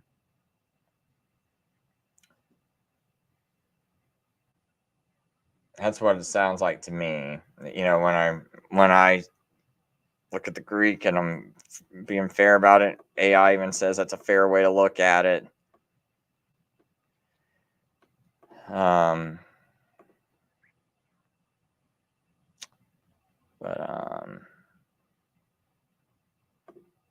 So, on development team, his disciples and those who wrote the New Testament would have practiced Saturday Sabbath because they were visiting people that had already did that. Well, that's not really true, though.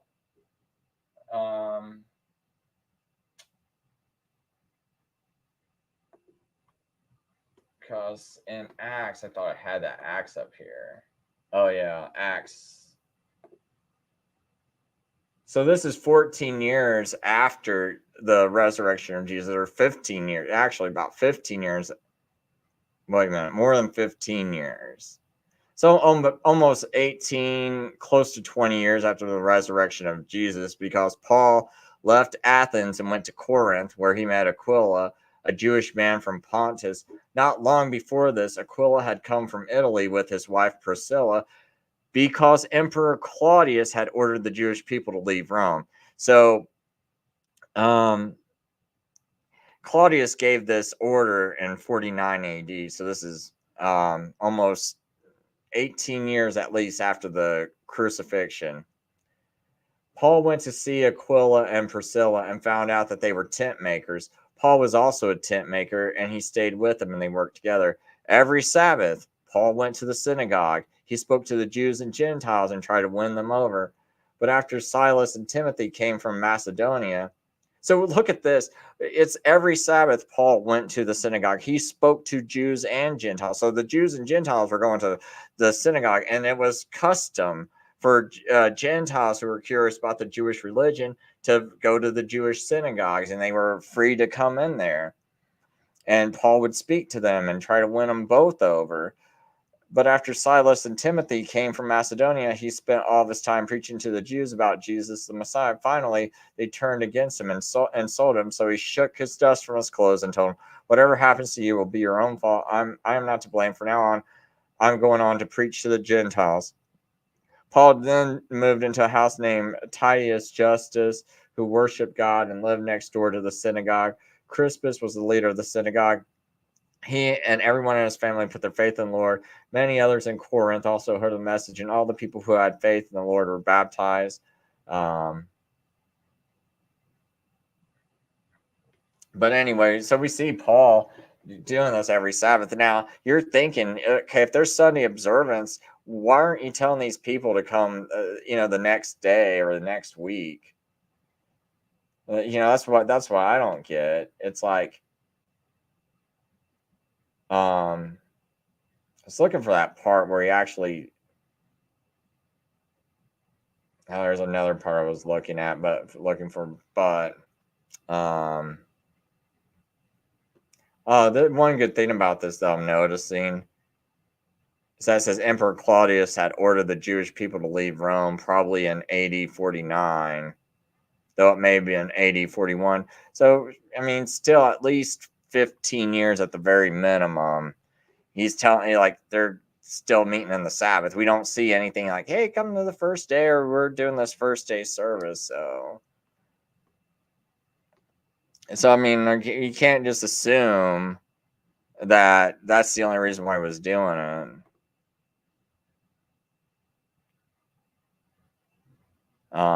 That's not how I learned to conclude a Friday crucifixion, Sunday resurrection. There is textual clues and environmental clues. Together they point to one day, no dark sun and blood moon in 30 AD. How would you know there was no dark sun in 30 AD? What would cause this? What astronomical sign would you possibly look for a dark sun? Because you're not going to see an eclipse. Because when you see a blood red moon, you have to have a full moon, and those have to be on opposite sides. The moon's not passing in front of the sun on that day, so you're not going to have an eclipse. So you can't look for an eclipse. So what would you look for? And if you say there's no blood moon in 30 AD, I think there is one in 31 AD. And but 33 AD, see, now you're going against archaeological evidence. See, now you're starting to, if you try to push that 33 AD, I don't know anyone who thinks those Babylonian tablets, what's it called? Oh man, the name's escaping me. But those tablets that help date the reign of Artaxerxes, I don't know if it's the Cyrus cylinder, if that's might be what I'm thinking of. But anyway, what they use to date the date of Artaxerxes' decree, most people argue 458 BC or 457, and the only reason why there's some debate is they argue about ascension years, and they also argue about do you start the calendar that they were using? Was it a spring to spring calendar, or was it a fall to fall calendar? And I think they say if you think of it as a fall to fall calendar, it would be 30. It would be 457 BC. If you think it's a spring to spring, it pushes it to 458 AD, or pushes it back to 458 AD. I think that's the argument. I think there's another nuance there about the exact ascension year. So it could also be that there's a fall to fall date that can work depending on how you rectify his first year of his reign. But I'll have to go over those notes sometime because those are kind of buried. But I have never seen anyone, but I think maybe Jehovah Witnesses that try to argue about that date being later than that. Like I think they try to argue a 455 BC date, but I've never seen any, like, me personally, I at least haven't seen any good archaeologists argue for that, for Artaxerxes' decree. So, and I go by BibleArchaeology.org. I think they're one of the best sites. I read a lot of their journals. Well, we read a lot of the same journals. I shouldn't say their journal. We read a lot of the same archaeological journals. And that's the whole reason why I study them, because I was trying to look for people that might have read the similar material and see what kind of conclusions they came to. And they were coming to a lot of similar conclusions. So that's just why I kind of push people over there, because I think they'll definitely get you in the ballpark by a year. Now, maybe we're both wrong we're both off 1 year. But I mean, I think they'll at least get you in the ballpark. He said here, this might blow your mind. According to the sun, moon, and stars, what should be the first day of 2025? Thus, a Sunday. Because the Sunday they call the Lord's Day was not considered their first day. I'm not really sure what that was a response to. But I could defend the Sunday Lord's Day idea as beautiful because Jesus is first in all things. Yeah. I mean, Jesus is first in all things, but I mean, he's also the one who created the Sabbath and he blessed it, and still waiting for proof that Sunday's blessed.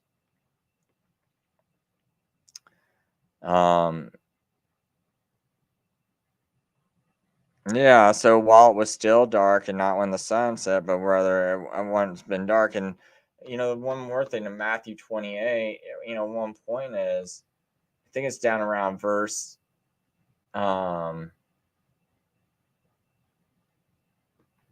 think it's around here. Report of the guards. While the women were on their way, some of the guards went into the city and reported to the chief priest all that happened. And after the chief priests met with the elders and formed a plan, they gave the soldiers a large sum of money and instructed them, "You are to say his disciples came by night and stole him away while we were asleep. And if this report reaches the governor, we will satisfy him and keep you all out of trouble." So, I mean, to me, that's another reason to think that Jesus rose. I mean, at the very least, at the dark of right when it got dark. I mean, if you want to argue, like, I don't think you can argue past the dark. Like, you're not going to argue that he rose in one single drop of sunlight on Sunday just by that statement alone.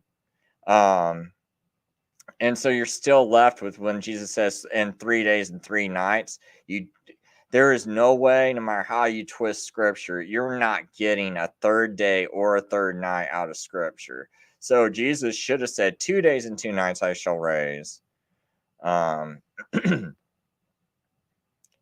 Most people think, his trial was the same day he was arrested, and that whole timeline, the same day he's arrested is the same day he gets like hours later he gets crucified. So I think it was about, like, what was it, something like 12 hours after he's arrested he gets crucified, something to that effect. I have to go back and look at all those notes about that, about when he got arrested and everything. But something to that effect, and you can trace all the areas he had to go, and you can see that every place they were taking him to fits into that timeline. And so because I've heard like a Seventh-day Adventist try to argue that, oh, heart of the earth means like from when they're arrested, and okay, and it's the heart of the earth, so they're saying like, so dark on Friday, because they're saying that Jesus got arrested while it was still dark on Friday.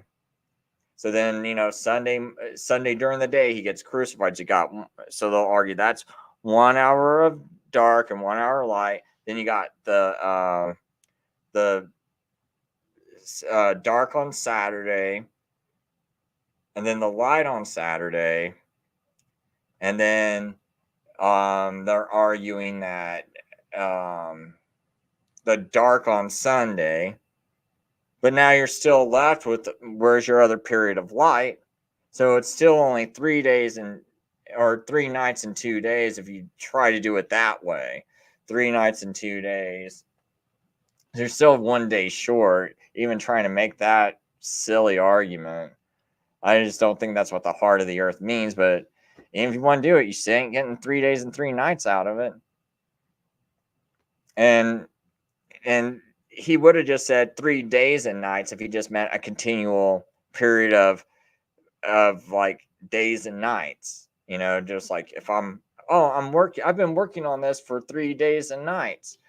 That could mean I started off on the night of one day and night of another, and then day of another, but I'm still worked 3 days and nights, right? Because it's over the course. It's like a course, but I said the words 3 days and nights. I didn't say 3 days and 3 nights, because then I got to produce 3 of each. Once you say 3 days and 3 nights, now you got to produce 3 of each. You can't be missing one, or else you shouldn't have said 3 of each, right? If I say I got 3 red cars and 3 blue cars, and you come into my house and you just see 2 red and 2 blue, I don't have 3 red and 3 blue cars. I got to have 3 of each. If someone says you got 3 of something and 3 of something else, you got to have 3 of each and 3 of each, 3 of each one. And I also showed that, in all Jewish writings that you could ever find, whenever it said 3 days and 3 nights, there was always 3 days and 3 nights. I think it's it might be in the Midrash or a Talmudic writing, where it talks about, a corpse dying and when it's going to see corruption. And it gives an example of 3 days and 3 nights. But the example they give, it shows 4 days. So what it did was it started out at I think it was like a period of a few hours on Monday. So it was daylight Monday. So there you got a period of daylight, and then it was the dark of Tuesday. So as soon as the sun goes down Tuesday, and then you got your light part of Tuesday, and then the dark part of Wednesday, the light part of Wednesday, and then you had the dark part of Thursday. So it was over the course of 4 days, and you had 3 days and 3 nights. But that was over 4 days. I've never seen an example where it's just 2 days and you get 3 days and 3 nights. And like all the examples I've ever seen in Jewish literature, when someone mentions 3 days and 3 nights, I see 3 of each. It's followed by 3 of each. So for you guys to say, oh, it's a Jewish idiom, I do not need to provide the proof, but I have provided proof that in Jewish writings, every time it says 3 days and 3 nights, there's always 3 days and 3 nights. You guys just say, oh, assert. You guys just assert this is a Jewish idiom. And it's like, no, you're not allowed to assert that. You have to prove it. Prove that that's a Jewish idiom. Show me one time. It's not on me. If a text clearly says 3 red and 3 blue, and I show you that every time someone's ever said that, there's always been 3 red and 3 blue. And then you go, oh no, Chris, sometimes like when you write contracts, someone could say it, they're going to give you, they're going to, like you're buying 3 red and 3 blue, but they're actually going to just sell you only 2 of each. And it's just an idiom. I'm like, no, that you got to prove that. The writing looks clear. It says 3 of each. I need to see 3 of each. The writing's clear. You have to prove that that was ever an idiom. It's not up to me.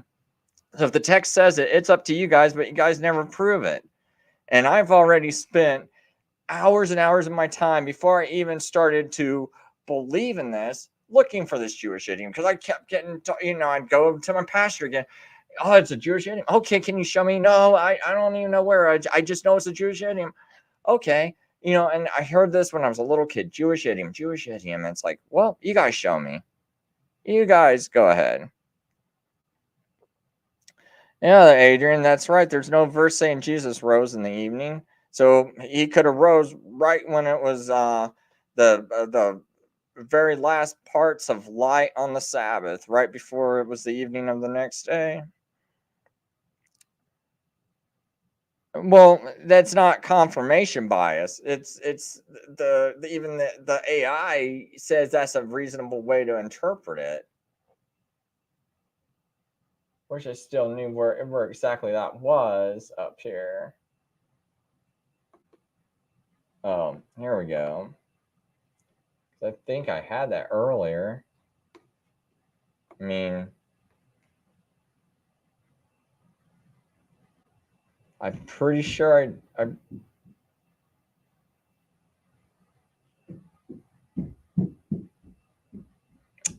pretty sure I asked it about Matthew somewhere. Oh yeah, right here.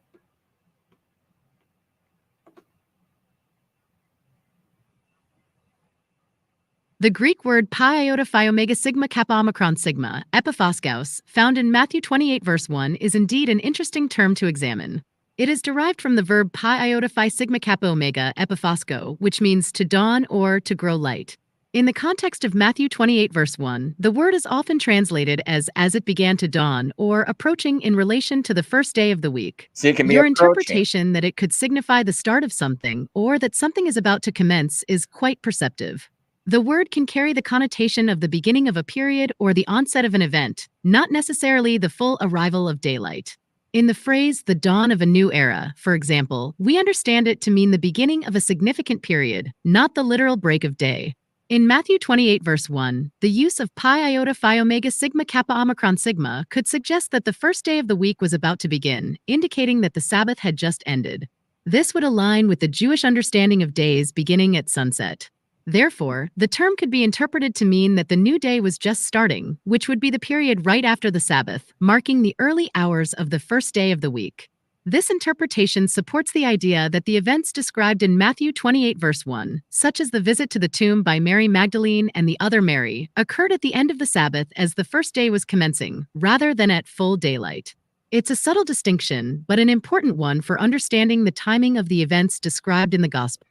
Now, I could say it's more confirmation bias for you because it says, I mean, even the passage in of itself, it's saying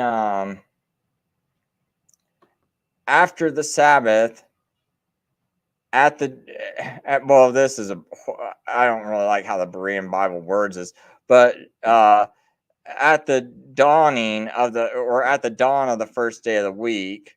So at the dawn would mean at the beginning, at the commencing of the first day of the week. They had it on. I don't think on's in there. At the beginning of the first day of the week. But why would you say after the Sabbath? I honestly think after the Sabbath, and now you're saying at the commencing of the first day of the week, it makes sense. Or else you could just say, and it was late or late on the first day, or late at night, or the whatever hour of the first day of the week. It's just kind of weird that they say that they make sure to put after the Sabbath, at the dawn, at the beginning of the first day of the week. So to me, it almost like they want to inflect that, look, immediately after the Sabbath, at the start of the first day of the week, Mary Magdalene and the other Mary went down to see the tomb.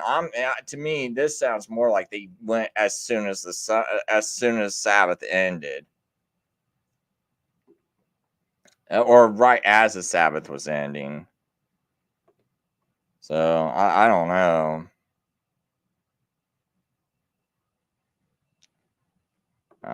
I keep offering to debate people. People can debate me on. There's a lot of these debate channels. Just let me know. I'm always willing to debate this whole Friday crucifixion thing versus Wednesday crucifixion and Sabbath resurrection. Um, because I think there's just as much evidence. I mean, and I'm not saying that I'm definitely at least going to get a stalemate. Like, you're not going to sit there and be like, "Oh yeah, it definitely says this," because my whole goal is to show people there's no proof. There's no writings. There's nothing in Scripture. You're going by extra biblical writings at best to try to say that he rose on the first day. You're not getting it from the text. And the Quartodeciman writings we know got destroyed. So, and we know there are, through the accounts of these historians that were disagreeing with the people who said Jesus rose on Sabbath, just by them disagreeing with it shows you that there were people believing in it, because they go, as many think. No, I definitely don't think breaking bread's the Lord's Supper. That's a Havdalah meal. Like, that's just a Jewish meal that happens right at like at the end of Sabbath, or that other meal. I can't think of how to pronounce it. Its name starts with an M, and they say to celebrate Sabbath ending. And to me, it makes more sense. I mean, did Paul really come Sunday morning at 9 a.m. and preach till midnight? To me, it seems more likely here they are having their Havdalah meal or whatever. And then, which would be happening probably around 7, 8 o'clock Jerusalem time. That's about when the sun goes down. They go preach to midnight. It's that's about 4 hours. Like, I just don't see him. He might preach for 6. Maybe it's like a 6 o'clock. But 6 to 12 makes a lot more sense to me than a 9 a.m.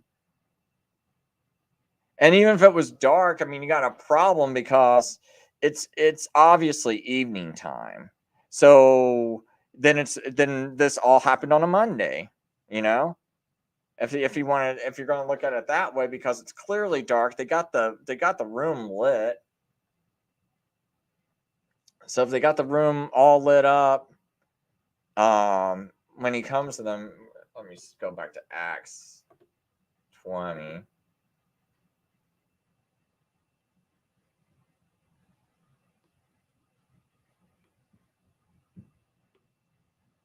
Yeah, because it says, it spoke until midnight, because he was leaving the next morning. In the upstairs room where we were meeting, there were lots of lamps. Okay, so so he was there. It's, if you want to try to say this is Sunday, then in Jewish reckoning of time, this is actually Monday, and it was already dark.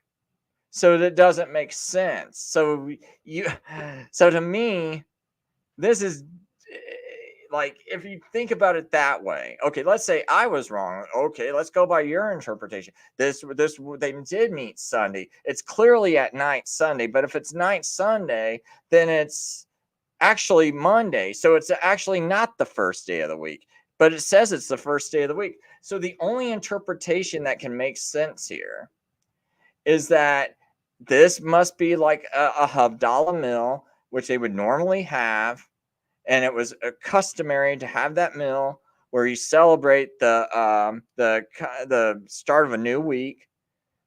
And so they're already meeting to break bread together, because this is just what they do.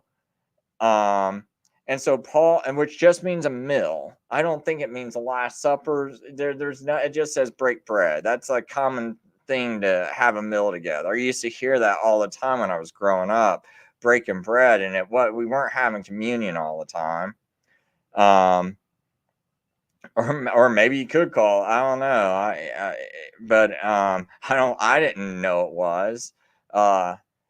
So when it says on the first day of the week, okay, and we see that there's lamps up, well, it must be early the first day of the week then. So, and now we see Paul, he's going to travel the next day because it says, because it says, Paul spoke to the people until midnight because he was leaving the next morning. So he was treating Sunday like it was nothing because he's preaching. Then it's like, yeah, I'm going to leave probably because it's the first day he can travel, because he doesn't have any regard for Sunday. So he's having this meal with them before he leaves. And he's probably one of the reasons is, hey, he got nothing else to do. It was just Sabbath just ended. We normally have a $100 meal. Paul meets him because he's going to leave because now he can travel because it's Sunday. But I mean, if you're going to say this was Sunday,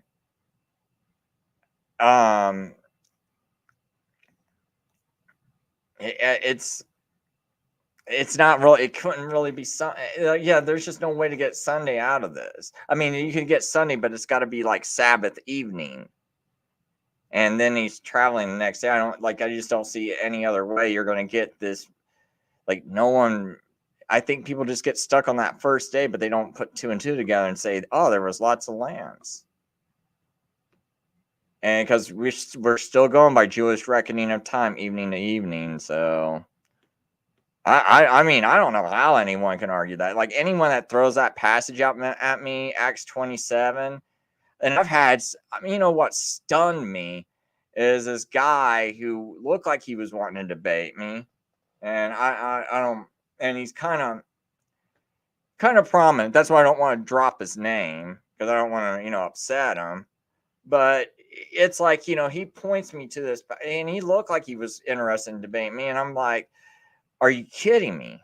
Like, do you read the text? Because it's like you can't get what you're trying to get out of it.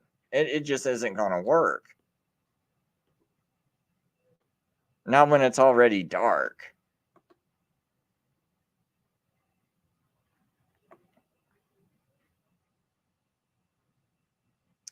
Both dark sun and blood moon on the same day. But there's no what astronomical thing are you looking at to find a dark sun? That's my whole thing.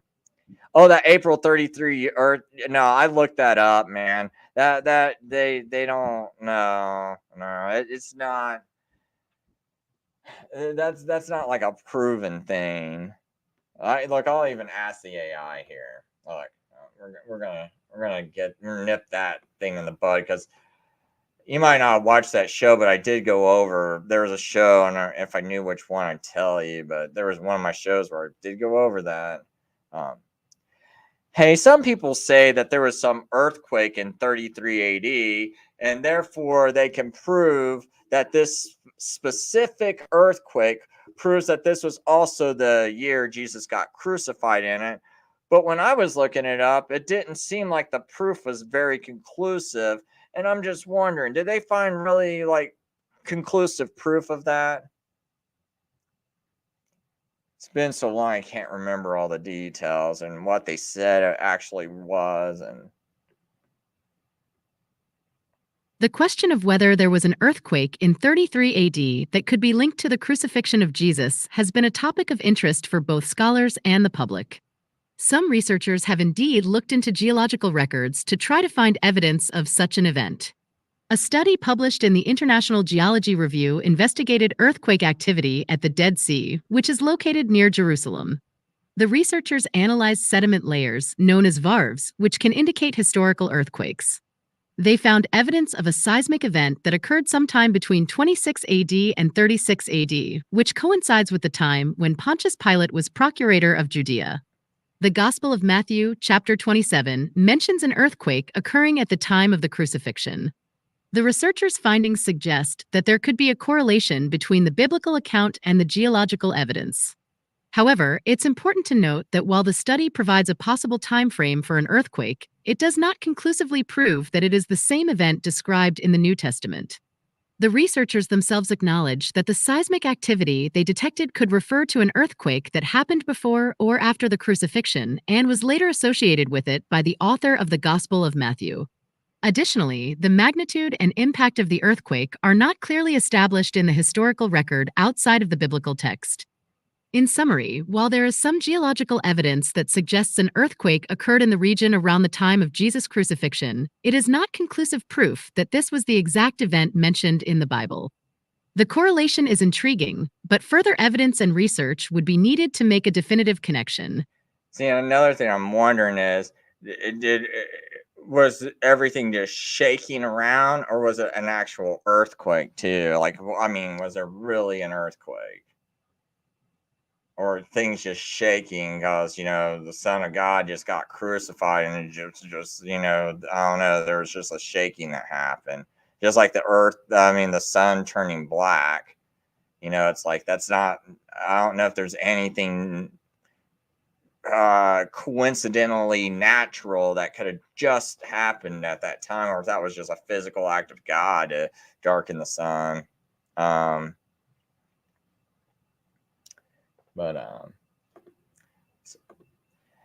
So were they able to actually prove what year this supposed earthquake happened in? I want to know, did they pinpoint the year?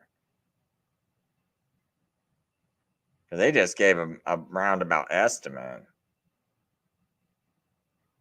The research on the earthquake mentioned in the context of Jesus' crucifixion suggests that there was seismic activity in the region sometime between 26 AD and 36 AD.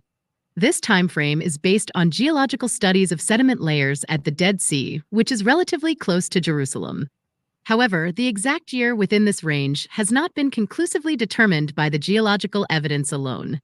The study acknowledges that while the earthquake could have occurred at any point during that decade, it cannot specify the exact year with certainty. The researchers also consider the possibility that the earthquake reported in the Gospel of Matthew might have been an event that occurred before or after the crucifixion and was later associated with it. In terms of historical records, the crucifixion of Jesus is commonly believed to have occurred around 30 AD to 33 AD, with some scholars favoring the date of April 3, 33 AD, based on astronomical calculations and the biblical narrative. However, it's important. Yeah, but the archaeological evidence doesn't favor it. It favors 30 or 31 AD.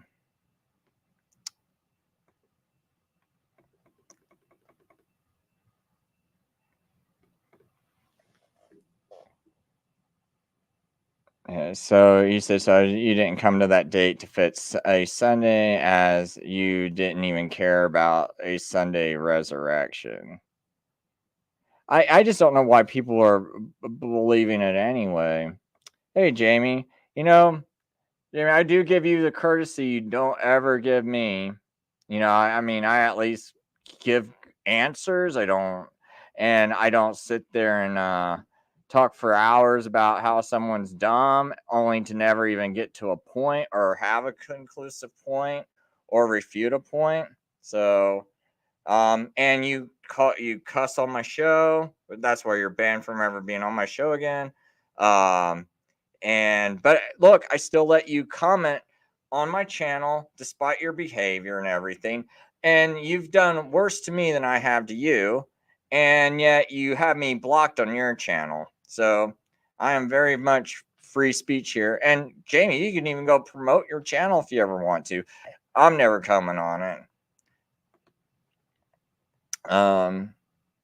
But I'm going to show everyone that I'm going out of my way to give free speech. People can promote whatever channel you like, whatever channel you're on. You can promote your own channel. You can even do it while I'm having a show. Start your own show and say, "Hey, I'm starting my own show now. Why don't you go watch it?" And you can even hate my guts and do it on my and come into my channel and do it, and I'll let you, because I don't want to ever be accused of controlling narratives or denying free speech.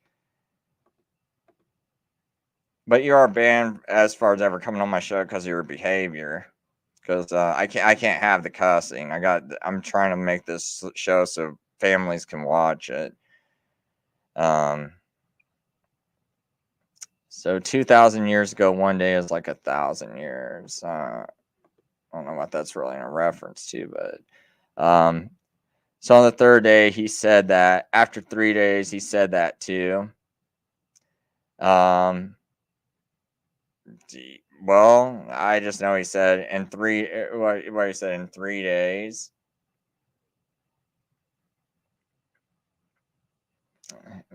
He'll build that. He'll raise the temple again. And when they say those phrases like "today is the third day since all these things have happened," or to me, I looked at the Greek before, and I wish I saved that note. I bet you. I don't know if I even still have that chat. Oh, I'm so glad you mentioned that, though. I'm gonna have to go back and look through my chat later. But that Greek can be interpreted, and I double checked this multiple times.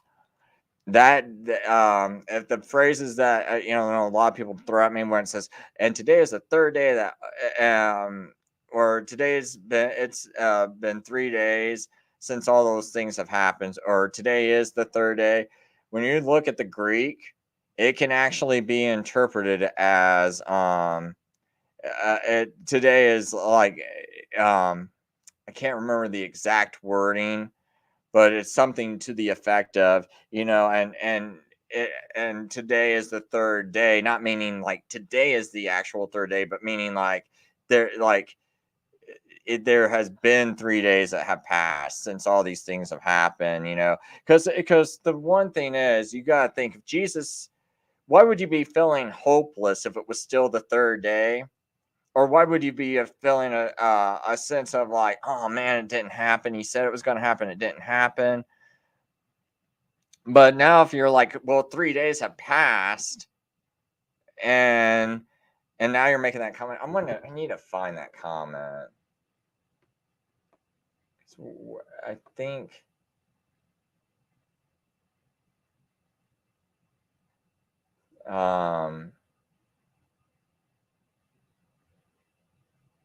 because where is that one spot at where he's on that road? Is it like I think it's like the road to Damascus.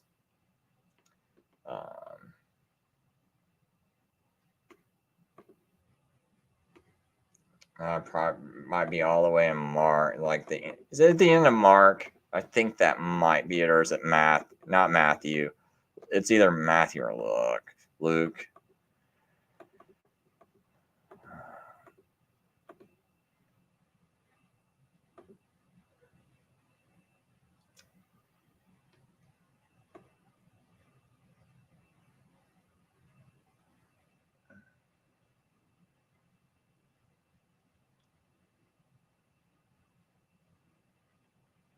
Okay, maybe it's Luke. Sorry. Pretty sure like that. I think that's what people were trying to throw in my face one day. I think it's like Luke 24. I think that's it.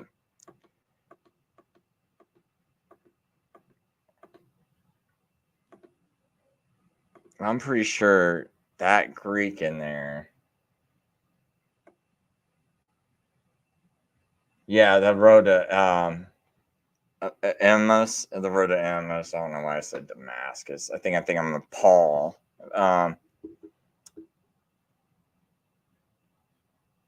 The same day, the two of them were going to a village called Emmaus, about 7 miles from Jerusalem, and they were talking with each other about everything that had happened.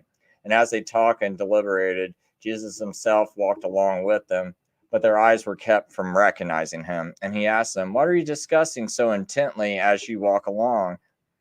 They stood still with sadness in their faces. One of them, named Cleopas, asked him, "Are you the only visitor to Jerusalem that does not know the things that have happened there in recent days?" So, recent days. What things? He asked. "The events involving Jesus of Nazareth," they answered. "The man was a prophet, powerful in speech and action before God, and all the people. Our chief priests and rulers delivered him up to the sentence of death, and they crucified him. But we were hoping he was the one who would redeem Israel. And besides all this, it is the third day since these things took place. So they're sad. It's still daylight. And to me, it would make more sense that they're sad because 3 days have passed. And or else, if it was still the third day, there's still like, well, hey, we're hoping to see him today. Furthermore, some of our women astounded us. They were at the tomb early this morning, but they did not find his body. They came and told us that they had seen a vision of the angels who said that Jesus was alive. Then some of our companions went to the tomb and found it just as the women had described, but they did not see him. But they did not see. And then Jesus said, "Oh, foolish ones, how slow you are! How slow are your hearts to believe all that the prophets have spoken? Was it not necessary for the Son of Christ to suffer these things and to enter his glory?" And beginning with Moses, all the prophets, he explained to them what was written in the scriptures about himself. But here, I'm going to go ahead and feed this into the AI, and then I'm going to stop my show because I am curious what the AI is going to say to this.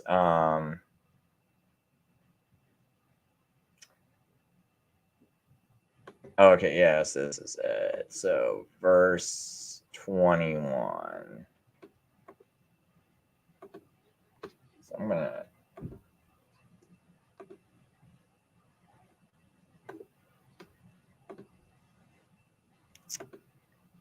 Oops, I didn't mean to do that.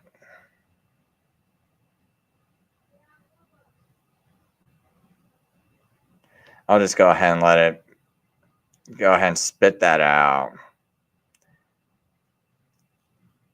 That way, it's got this in its memory bank when I ask it the next question.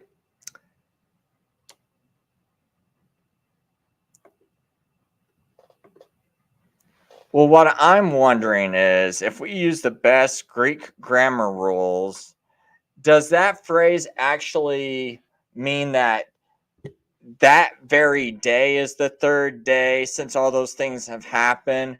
Because to me, when I'm looking at the Greek, it looks to me like there's a possibility that it could be like them saying today is the third day, as in 3 days have already passed, and today is the third day, meaning those days have already passed. I'm just wondering if the Greek wording could mean that. Can't remember how I phrased it with the AI the last time, because I think there was an exact wording I was seeing. But The phrase in question, often translated as the third day since these things happened, can indeed be interpreted in the way you're suggesting, according to Greek grammar rules. The Greek language, particularly in its koine form, commonly used during the Hellenistic and Roman periods, can express nuances of time and sequence that are sometimes lost or interpreted differently in translation. In the context of the New Testament, when referring to the third day, it is often associated with the time elapsed since a significant event, such as the crucifixion of Jesus. The Greek phrasing can imply that the current day is included in the count, meaning that today is the third day. This is consistent with the inclusive way of counting time in Jewish tradition, where the day on which an event begins is counted as the first day. For example, if an event occurred on Friday, then Saturday would be the second day, and Sunday would be the third day, even if only part of Sunday has passed. This method of counting is different from the modern exclusive way of counting, where we would say 2 days have passed since Friday to reach Sunday. Therefore, the Greek wording could indeed mean that today is the third day, including the current day as part of the 3-day period since the event. I was asking, because we already know that's how everyone else interprets it. Okay, let me see if I can phrase it differently. Okay, what I'm doing is researching whether a Friday crucifixion is possible and a Saturday resurrection is also possible within the same period of time, right? So what I'm asking is, is there any way where if this phrase was said on Sunday, the first day of the week, can that Greek, according to Greek grammar rules, be interpreted as 3 days have already passed, meaning Thursday, Friday, and Sabbath being the third day? And so now when they're saying, and today is the third day, yet today is Sunday, when they're saying that, and would that contradict what the actual Greek is saying if I believe in a Wednesday crucifixion, Friday resurrection? That's a little convoluted, but I didn't know exactly how to say it.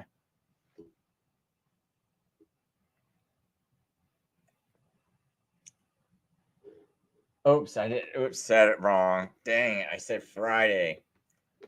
Oops, let me re-say that.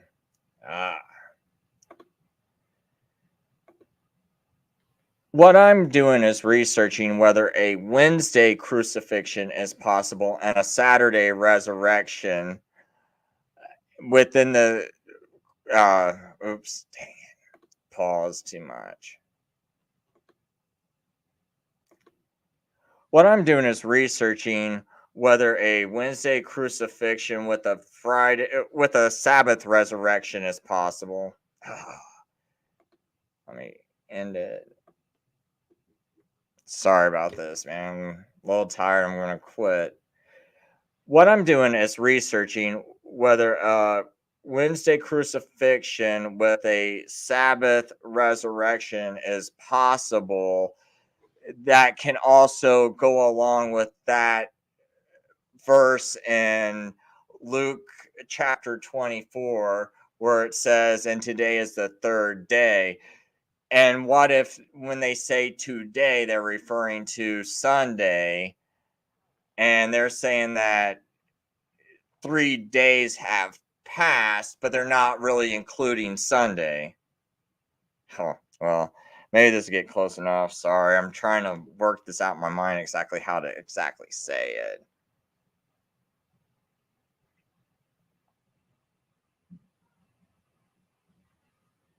The debate over the day of Jesus' crucifixion and the day of his resurrection is a long-standing one, with various theories proposed based on biblical texts, historical records, and astronomical calculations.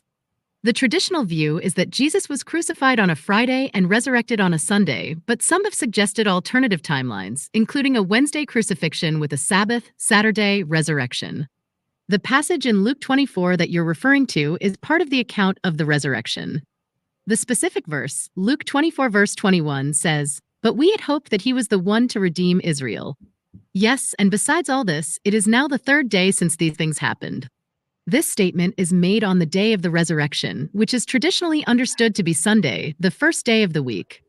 The phrase, the third day, is understood in this context to mean that Sunday is the third day since the crucifixion, counting inclusively. This would mean that if Jesus was crucified on a Friday, then Saturday would be the second That's day how they and feel. Sunday the third. However, if we consider a Wednesday crucifixion, then Thursday would be the first day, Friday the second, and Saturday the third. In this case, the phrase the third day would refer to Saturday if the statement was made after sunset on Saturday, which, according to Jewish reckoning, would be the beginning of Sunday. The Greek grammar and the way days were counted in the Jewish calendar allow for different interpretations. The inclusive way of counting days could support the traditional view of a Friday crucifixion and a Sunday resurrection. However, it could also accommodate a Wednesday crucifixion with a resurrection by the end of the Sabbath if the third day is understood to include the day on which the statement is made. It's important to note that while these discussions are academically interesting and can deepen our understanding. Okay. What I'm asking is, let's say they made that statement on Sunday. Would that then contradict what I believe about a Wednesday crucifixion and a Sabbath resurrection? Because some people argue it would, because they would say, well, that would actually be the fourth day then. So that statement couldn't be correct. But I'm wondering if Greek grammar rules allows me to say that it is possible to interpret the Greek as them saying that there has been 3 days that have passed, and today being Sunday, we know 3 days have passed. Something to that effect, like a statement to that effect. Can that be withdrawn from the Greek? I can't remember exactly how I asked the AI the last time.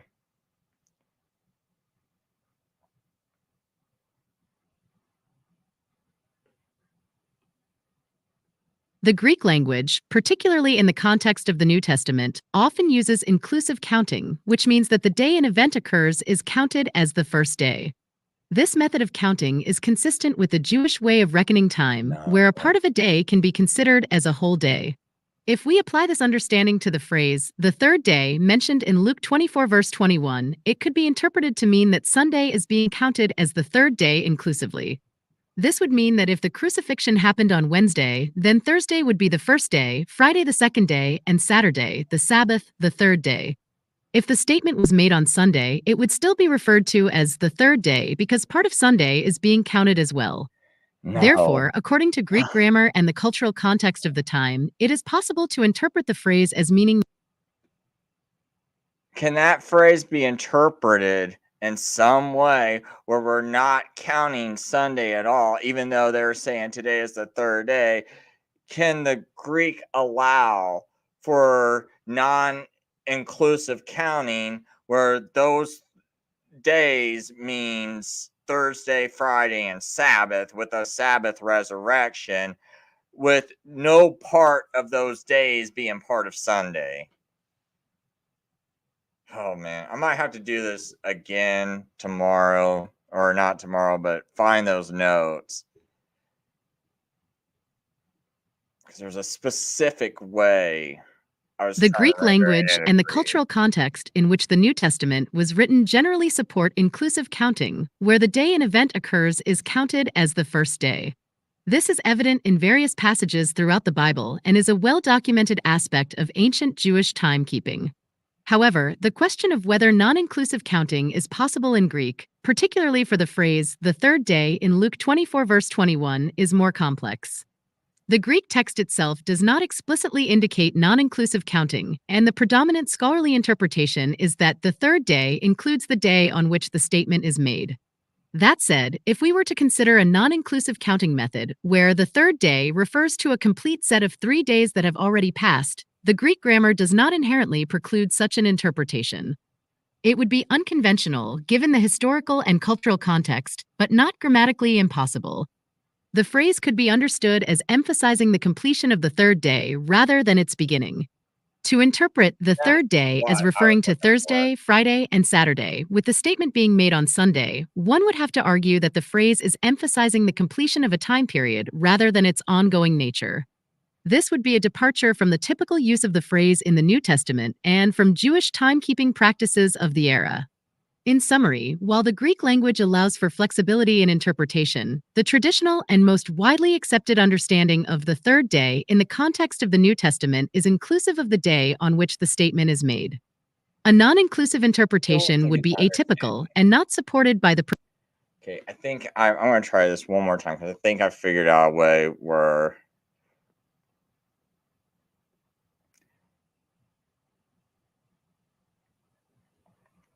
Okay, so let's see here.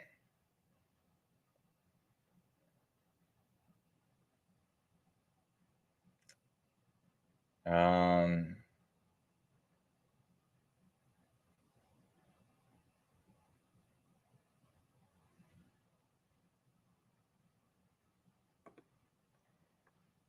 is there a way of that Greek phrase not including Sunday as part of the 3 days?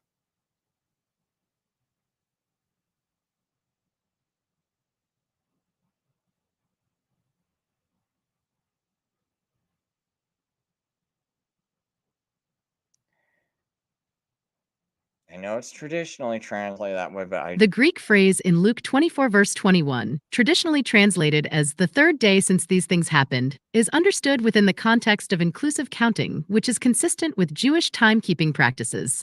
This means that the day an event occurs is counted as the first day, and the following days are added sequentially.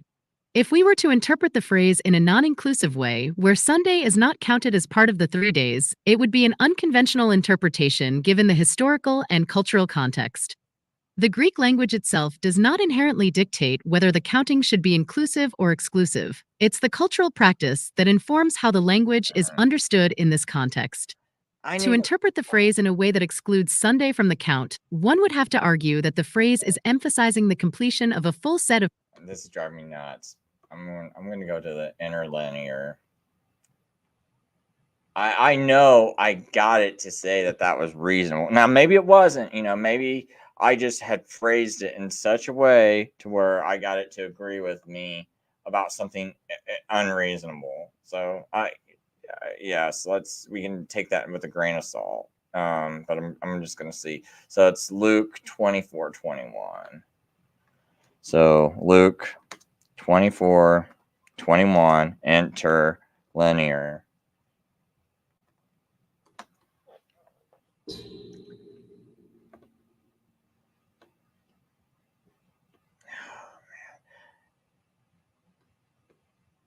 However, we were hoping it is who is about to redeem Israel, but indeed also with all these things, the third day, this day, brings away from which these things came to pass.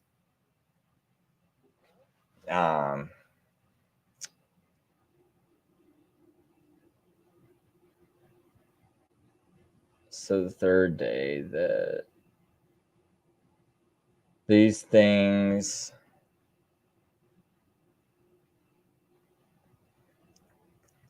Okay, so these things this day brings away what? This might be the boring part of the show. If you want to click away, it's fine. I want to sit here and try to figure out the best phrasing for this, because I feel like I know that this Greek says this, but I can't remember how I worded it, because I think what I did was I translated it or gave it a roundabout translation that I thought it should have. And then I asked the AI whether this would be acceptable according to Greek grammar rules, and it told me yes. So it says, but indeed also with all these things, the third day, this day, brings. So, but indeed also with all these things, third, this day,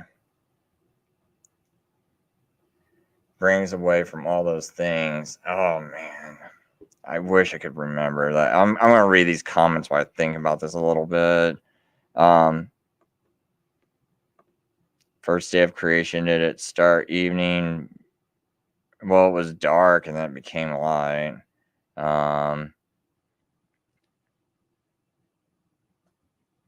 Where's the? Well, let's just skip that. I'm not really sure what that's all about. I don't have to anyway. Undevelopment scene. I don't have to assert when he says 3 days and 3 nights in the heart of the earth, but also says 3 days and 3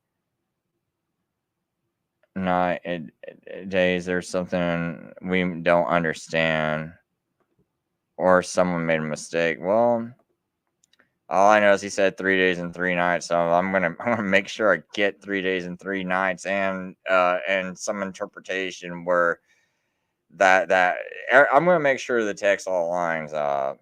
I mean, when it's Jesus himself saying 3 days and 3 nights, it's like, I mean, because then I got to say what's going on with the text, because I don't see how else you get it unless I got the crucifixion timeline all wrong, or there's got to be something going on, or we found this meaning of heart of the earth we didn't know was in Jewish culture, you know. So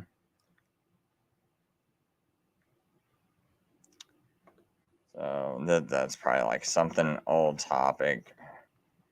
Boy, Wesley. You, man, dude, I'm not even gonna bother reading that, man, but you are one person I do think about banning, man. Even though you don't cuss, I know I say I'm free speech, but when you call yourself a prophet and things like that, it just I don't know, man. Or have visions and dreams. I'm just not hip with Ellen White, and I feel like that's like a similar thing, so he'd fit good over on Jamie's channel though. He likes people like that. But anyway, you said he would use the word to communicate that the work of the day was approaching, not the sleep. But he also says, well, it was still dark, and those two would be in conflict if that's what he was saying.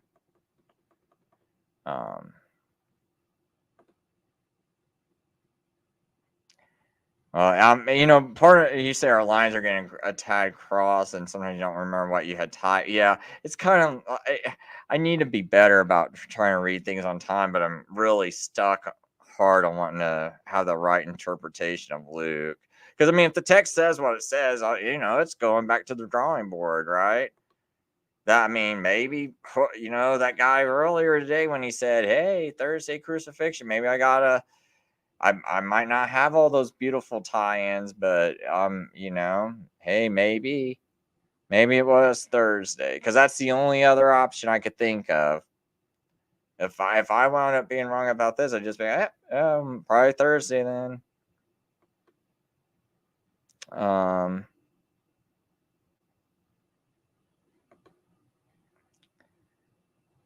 So lamps came into play in the evening as Paul spoke until midnight, but they first met to break bread on the first day before Paul preached to them. Now, see, I'm not. I know someone like Miles and everybody else will argue that, but I think the lamps were already there, and the reason why they were there was because it's already dark, and they're just having a Havdalah meal, and he's going to leave the next day. I don't see nothing in that passage that says he preached for what would it be, like 14 hours or something? Probably like 9 o'clock would at least be 12, so almost 14 or 15 hours. I don't see nothing in that passage for that.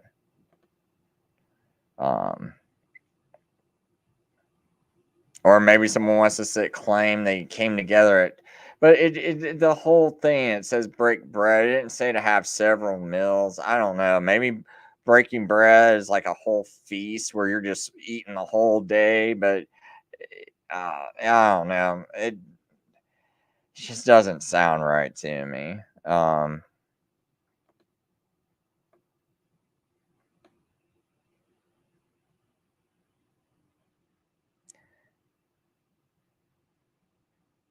And so anyway, you say not the earthquake, but therefore more. Look at all the things the text says happened, and when was this possible? And say, well, see, I don't think the women buying spices. I think that works against the Friday interpretation. It actually, to me, I think it works against this Thursday interpretation, because you're going to have back-to-back Sabbaths. Like you're going to have a Thursday Sabbath and a Friday Sabbath. Well, no, you wouldn't have a Friday Sabbath. No, yeah, you would, because if he was crucified on Thursday, your Friday would wind up being a Sabbath too, because your Friday would be the first day of unleavened bread. Then you would have your Saturday Sabbath. So you'd have a second Sabbath. So I don't know when the women would go buy the spices, because you got 2 Sabbaths in a row. That's why I don't think the Thursday works. And then I don't know when you're going to buy the spices if it's Friday, because you're not going to get them as soon as Sabbath ends, because the shops are closed. I would think. And it sounds like they just went immediately to the tomb. So it's not like they went and prepared spices for 8 hours. It looks like as soon as Sabbath ends, they go to the tomb right as the day's starting.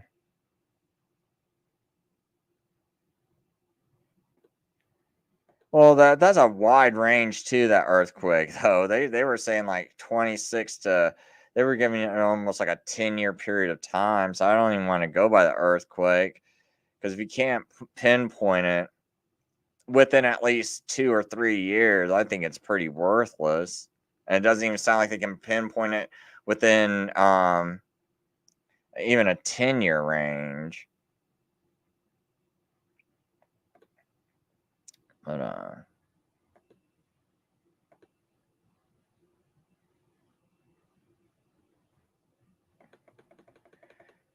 I don't really throw any evidence out just because I don't like it, dude. Like, honestly, if someone could prove Friday crucifixion, Sunday resurrection, they proved it, I'd be like, oh, great, because maybe I might be wrong about everything else, and I'll just, just chuck everything away, right? Because it's like, I mean, I'm done fighting with people, man. Like, it's exhausting. It's like, I mean, I learn a lot, but I mean, it's also a little exhausting. And if I'm wrong, it doesn't do my kids any good, doesn't do my family any good to be stubborn and being wrong. So it's not like I'm doing this out of stubborn or emotionalist. There's nothing to be emotional about. I have no family to go to church with because they all go to church on Sunday. I have no, it's harder to find friends. There's Sunday churches around the corner. My life suddenly gets so much easier if I start believing everything everyone else does. It's just that I feel like the things don't match up. It doesn't, like, just like when I was reading that article earlier about the Catholic newspaper. It's like, here they are, and Luther, losing this debate about sola scriptura, but yeah, everyone keeps telling me, oh, Sunday's the new Sabbath, and it's like, well, where did this come from? And, oh, Catholic Church is bad, but the Catholic Church is the only one I can see where it's coming from. Where else did it come from? It's not coming from sola scriptura, and that's already been admitted by all the Protestants, or all the so-called Sunday keeping Protestants. There were some, like Andreas Karlstadt, who Luther silenced because he said, hey, I don't want you speaking because everyone will start keeping the Sabbath. And Luther said this himself. Because if I allowed Andreas Karlstadt to speak, everyone would start keeping the Sabbath. Luther did it plainly, not because he felt like he could defend it from Scripture, not because he felt like there was any way of creating a reasonable argument for it. He strictly did it because he was anti-Semitic. That's it. That's the only reason why Luther did not go along with the Sabbath. There's just absolutely no other reason.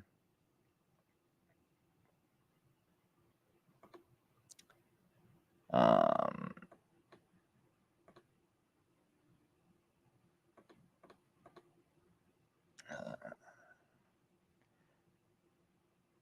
he spoke to a street prophet last week.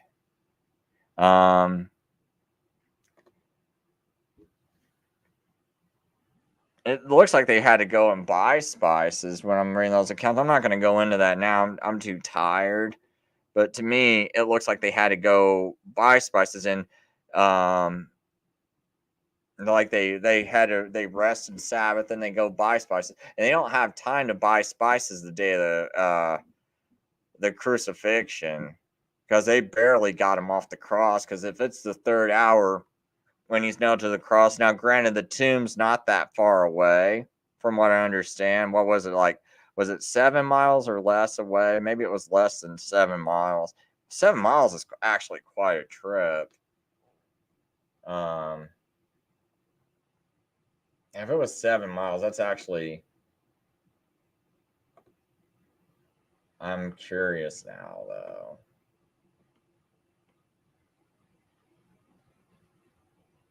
I wish I could figure out where I have that. Oh, here we go.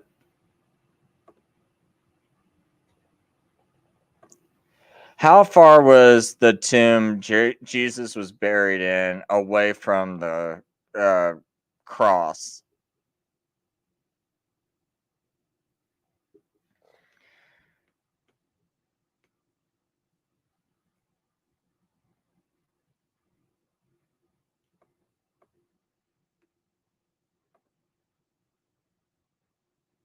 The distance between the site of Jesus' crucifixion, known as Golgotha, and his tomb is not explicitly stated in the Bible. However, traditional belief, based on early Christian sources, places both the crucifixion and the tomb within close proximity to each other at the site of the Church of the Holy Sepulchre in Jerusalem. Archaeological and historical evidence suggests that these sites were likely situated outside the city walls at the time of Jesus' death, but are now enclosed within the modern boundaries of the Old City of Jerusalem. Can you give me a rough guess as to how many miles? Because, I mean, man, if it was like you got to transport a body 5 miles, you're barely getting them in the tomb before the Sabbath. The traditional site where Jesus was crucified, known as Golgotha, and the location of his tomb are both encompassed within the Church of the Holy Sepulchre in Jerusalem. This site is a relatively compact area, and the two locations are very close to each other, likely only a short walk apart. While the exact distance in miles is not specified in Okay, historical a or few biblical hundred records, miles. it is That's what I was curious about. So, but you still have to think about the process. So he's killed the third hour. They didn't just take him immediately off the cross after the third hour. They didn't even contemplate it. You're waiting for the soldier to stab him, all this.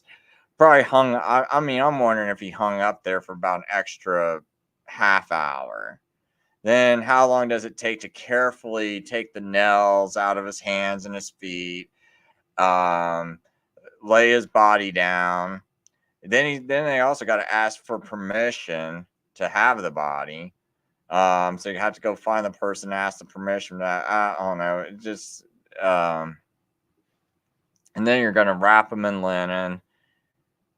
But if it's not too far away, maybe you can do it with like an hour to spare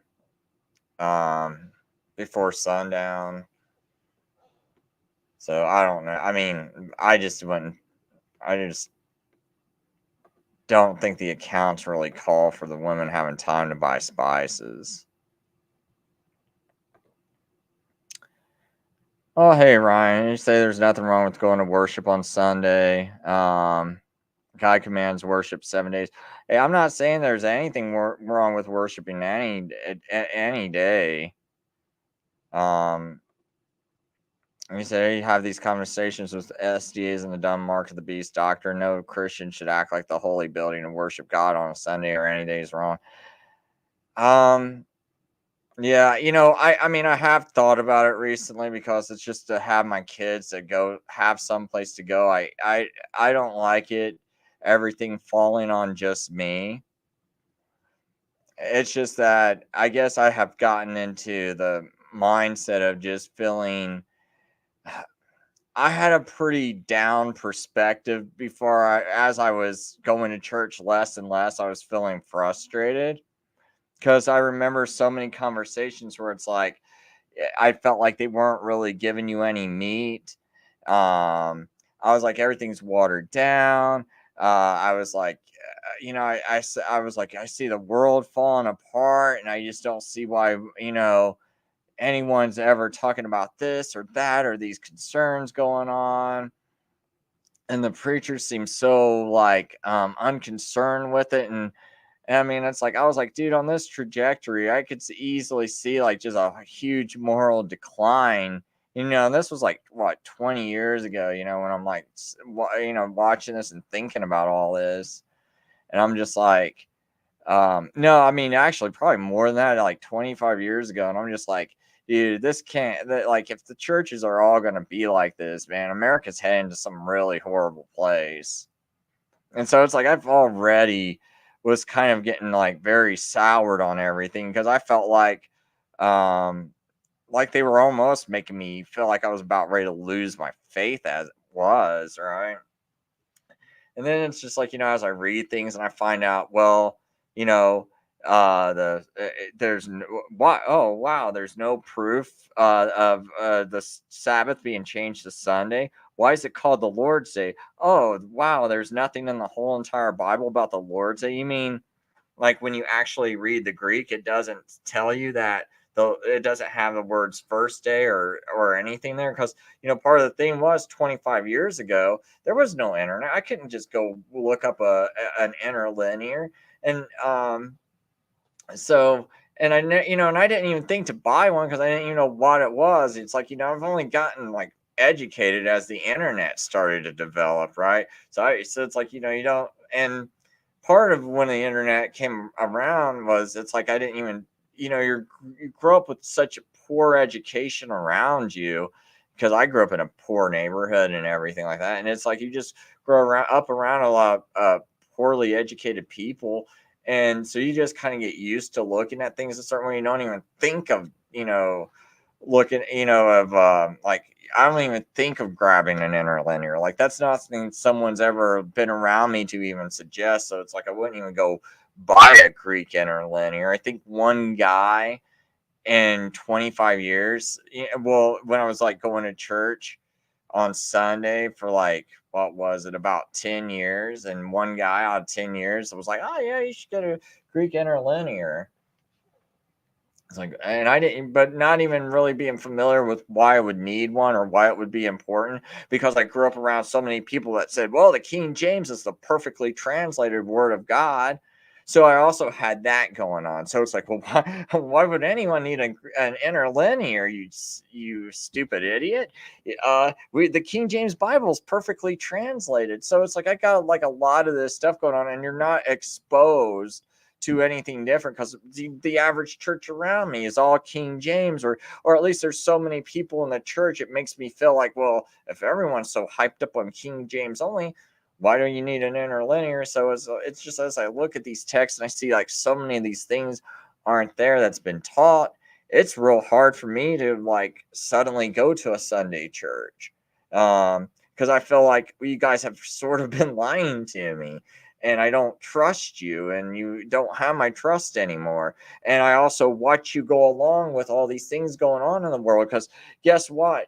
The few Sabbath churches I know, except for the SDA church, they were going along with this whole New World Order agenda. But besides the SDA church, which was promoting the vaccine at their church on Sunday, endorsed by their whole entire Advent conference and Advent Health Network, um, besides those false people, um, all the other Sabbath keepers I knew, they weren't going along with this stuff, right? And I go, okay, about 90% of the people who keep Sabbath, I know, besides SDAs, 90% of the people are thinking there's something odd going on, aren't buying this, and think there's something weird with Trump. Whereas I look at the Sunday churches, and they're practically worshiping him as he's the Messiah, believing all kinds of foolish nonsense. So as this guy's like telling you, all this I'm locking you down, I'm gonna give you warp speed, isn't it great? You guys are just having parties for him, and you guys want him to be your president forever, and you think he's the Messiah and he's saving you. It's like, I'm like, it doesn't look like that to me. It's rushed out. It's even called warp speed. There's never been a product like this on the market before. In fact, they've never gotten it past phase 2 clinical trials. But you guys and all your Sunday churches are just like, oh, I'm prophesying Trump and he's going to be the next president forever. And then when these guys prophesy and they fail, and you guys keep going along with it, and then they're making up so much more nonsense. Like, this isn't coming from Sabbath keeping churches. I know. So it's all Sunday keeping churches. It's all the Sunday keeping churches that are like, yeah, go vote for this boy Trump, man, he's going to do good. It's like, are you nuts? It's like, don't you even see what he's doing? He's like, oh, and he's even telling you, you're supposed to be Protestant. At least that's what you tell me. But yet, I'm seeing you promote this Sunday ideal, which looks Catholic to me. Can't find any proof it's not. Even when the Catholic Church has challenged the Protestants historically, they never could provide proof, as I've shown in multiple articles, as such the Today article I read.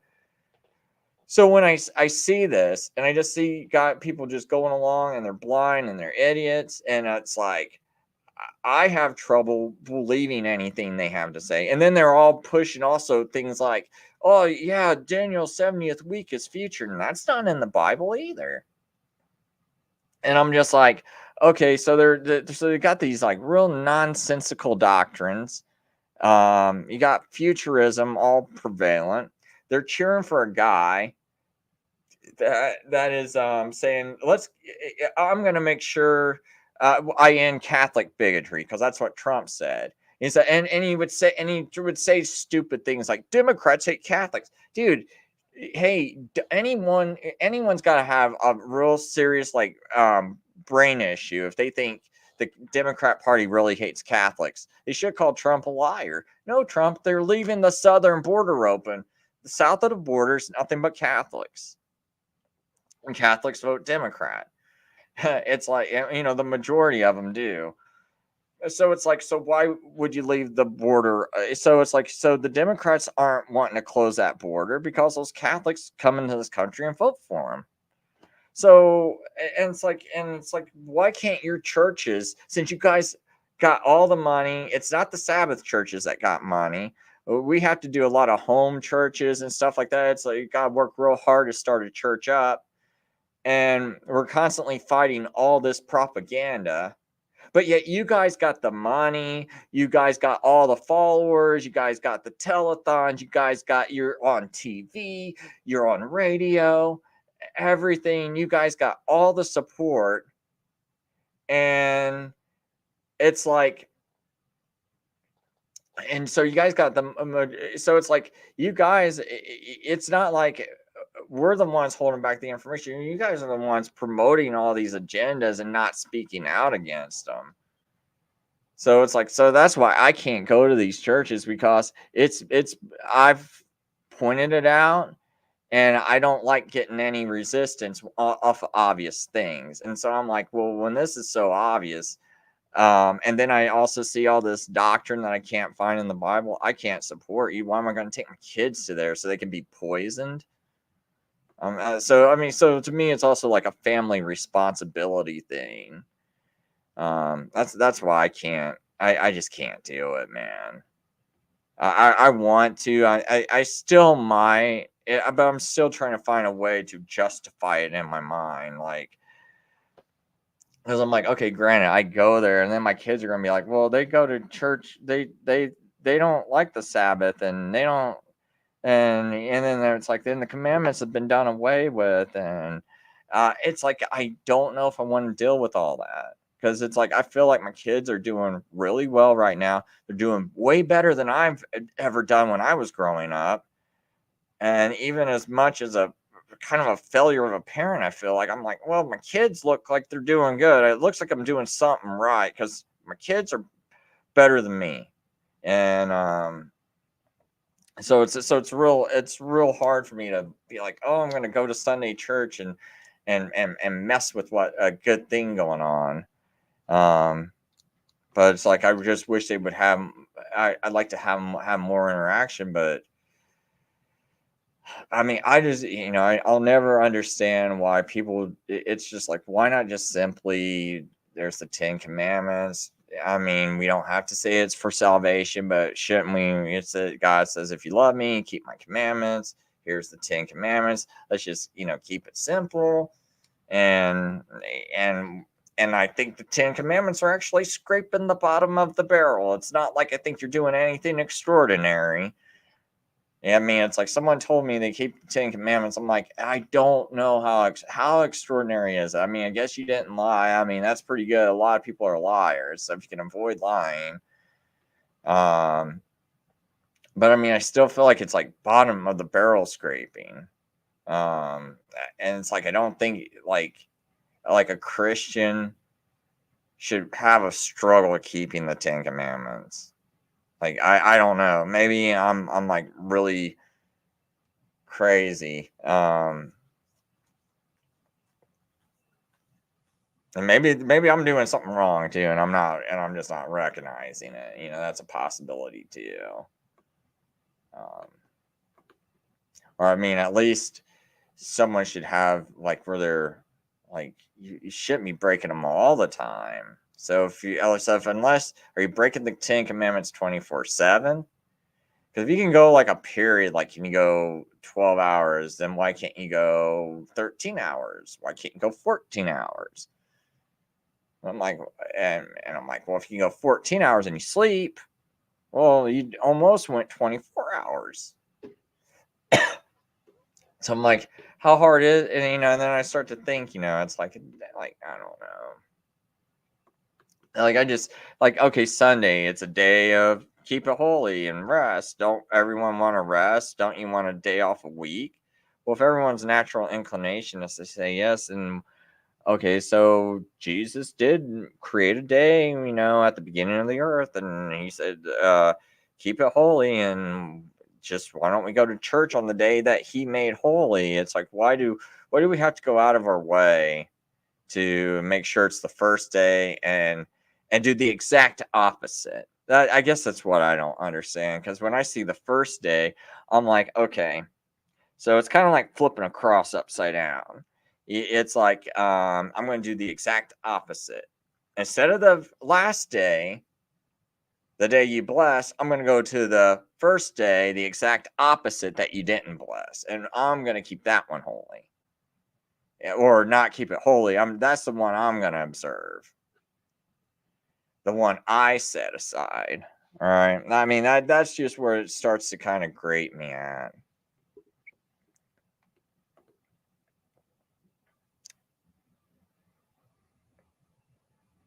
Well, Ryan, yeah, I do have a lot of there. Yeah, I have a lot of issues with what I just said. And you can say I'm lumping all Sunday churches into one group. Find a good pastor. Yeah, I went to 100. I'm just done with it, man. Um, he said Methodists ain't bad. I know my church is anti-Trump. Um, Yeah, I mean, I do just kind of get a little tired of it, man, because it's like when I was trying to get involved, I felt like they were a little bit cold. They weren't really on fire, and I felt like it kind of like squashed my fire out. Um, he said every church is going to be different, so there's so many churches in America. We are blessed. So for communion, fellowship, and having a church is good, especially for kids. My pastor is excellent, very humble. Well, a lot of them will come across as humble and all this stuff. I just have issues because I don't like the stubbornness.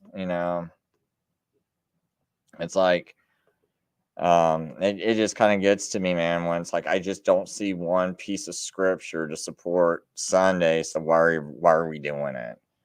If I bring up these things that the Catholic Church has said, it's like, so what say you?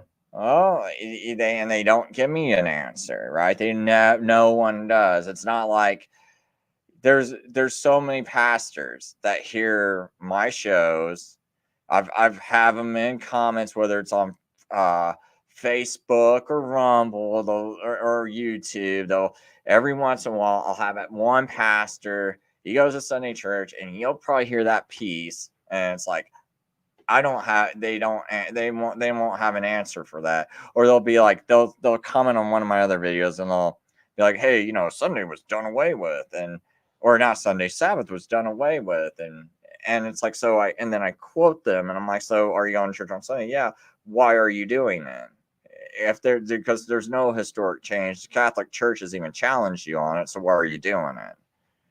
And you can see where it's rooted when you start reading all these books. Like, a lot of these people have it in their heads that it is holy, and all this. Where did you get it from?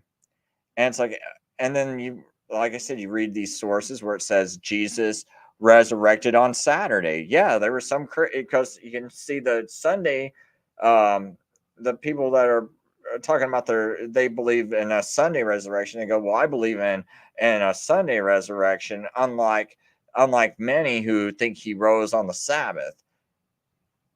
So it's just things like that where it's like, well, I don't know why I should believe this stuff.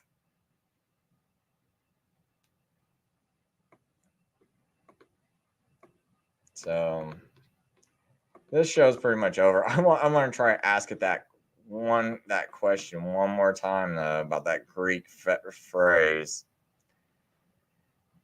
because I honestly don't think it should read like that.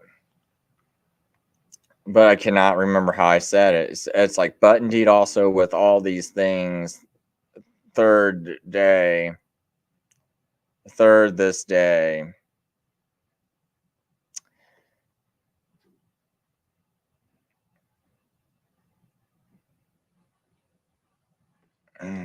Man, I'm gonna give this one more shot.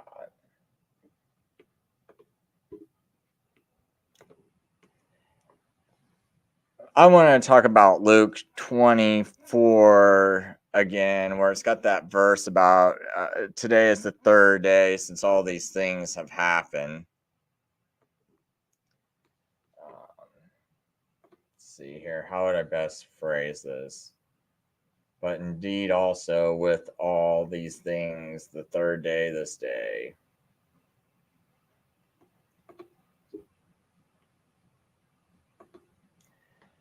Can the Greek possibly be interpreted without me bringing an unfair interpretation onto the text, to where when it says today is the third day, meaning that it's been 3 days have been completed, and since all these things have happened, without Sunday having to be included in it? Or am I being really unfair with the text and really twisting it around to think that when this person is making this statement on Sunday, that they're referring to Thursday, Friday, and Saturday? Or does it have to absolutely include Sunday?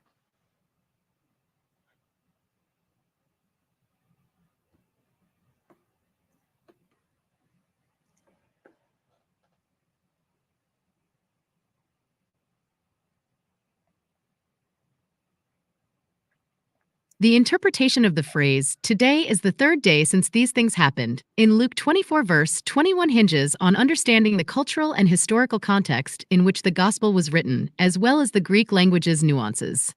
In the context of Jewish timekeeping practices during the era when the New Testament was written, days were counted inclusively. This means that the day on which an event began was considered the first day. Therefore, if an event occurred on a Friday, that day would be counted as the first day, Saturday as the second, and Sunday as the third, even if only part of Sunday had passed. The Greek language, as used in the New Testament, reflects this inclusive way of counting days. Thus, the phrase in Luke 24 verse 21 would typically be understood to mean that Sunday, the day on which the statement is made, is being counted as the third day since the crucifixion.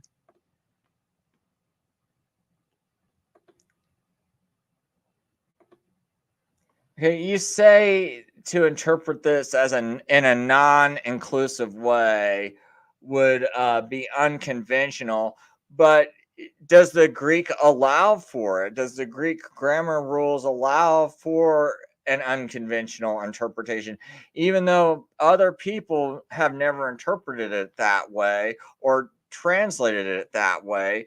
Does it allow for a translation that could mean that?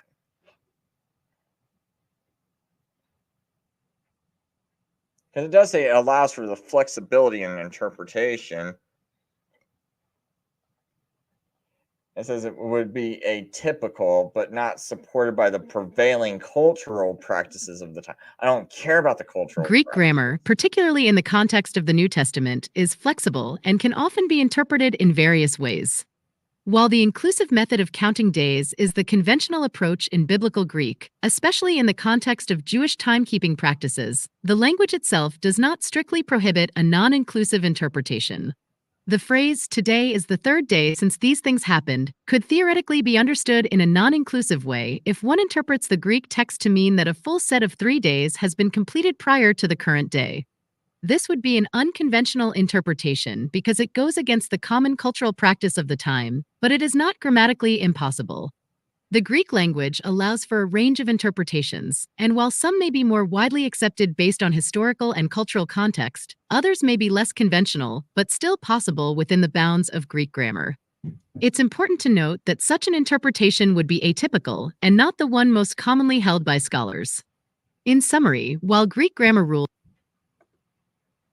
Okay, because I don't know if people are interpreting Jewish culture correctly. So I'm mainly looking to see how the Greek could be translated that reflect such a interpretation as I'm suggesting.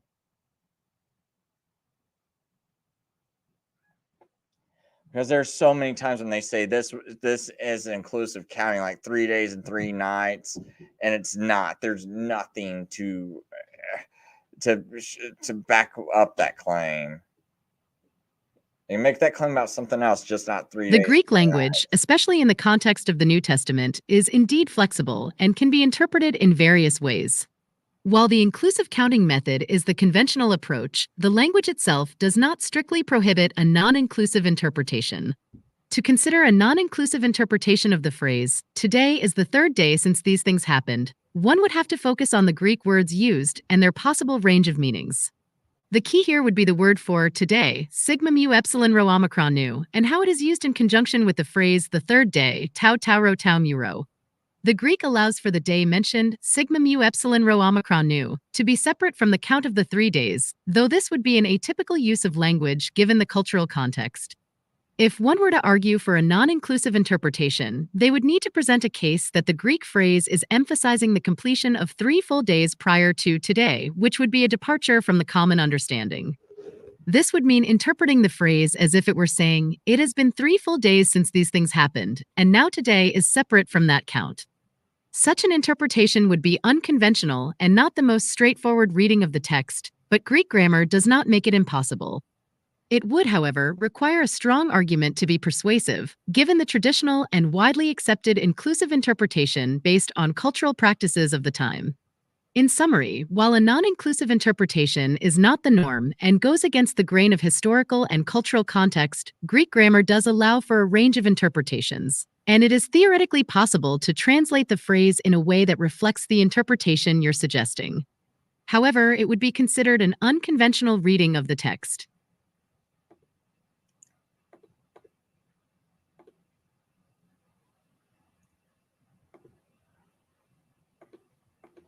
Ah, come on. I'm looking for what it would look like if it was actually translated to reflect such a meaning, but I also want it to be a literal translation. Like I don't want it to where we add words just to make it fit. Like I want it to be like a word for word translation, if that's possible.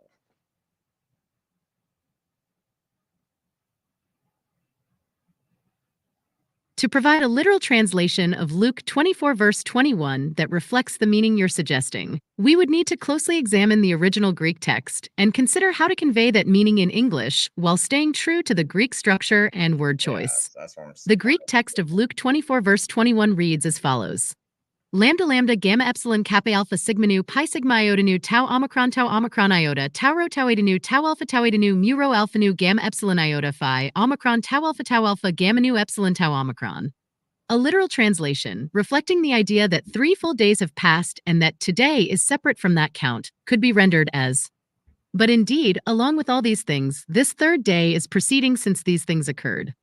In this translation, lambda lambda alla is translated as but. Gamma epsilon, ge, is a particle that can be translated as indeed to add emphasis. Kappa alpha, chi, is often translated as and or also. Sigma nu, sin, means with or along with. Pi sigma iota nu tau omicron iota, pasen tutois, translates to all these things. Tau rho tau eta nu, triton, is the accusative form of third. Tau eta nu, tauton, is the accusative form of this.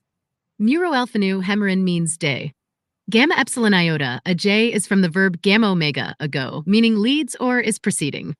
Phi, af, is a contraction of pi, apo, meaning from or since. Omicron, ho, is a relative pronoun that can be translated as which or since. Tau alpha, tauta, means these things. Gamma nu epsilon tau omicron, egenito, is from the verb gamma nu omicron u alpha iota, genomai, meaning occurred or happened. This translation attempts to convey the idea that the third day is currently in progress and distinct from the previous days mentioned, without explicitly stating that today is the third day. It's important to note that this is an unconventional rendering of the text No, and no, not the I don't typical like. translation found in most I English don't think versions of they're the. understanding me today, so I'm sorry to waste people's time there. I'm going to sleep. Thanks for watching my show.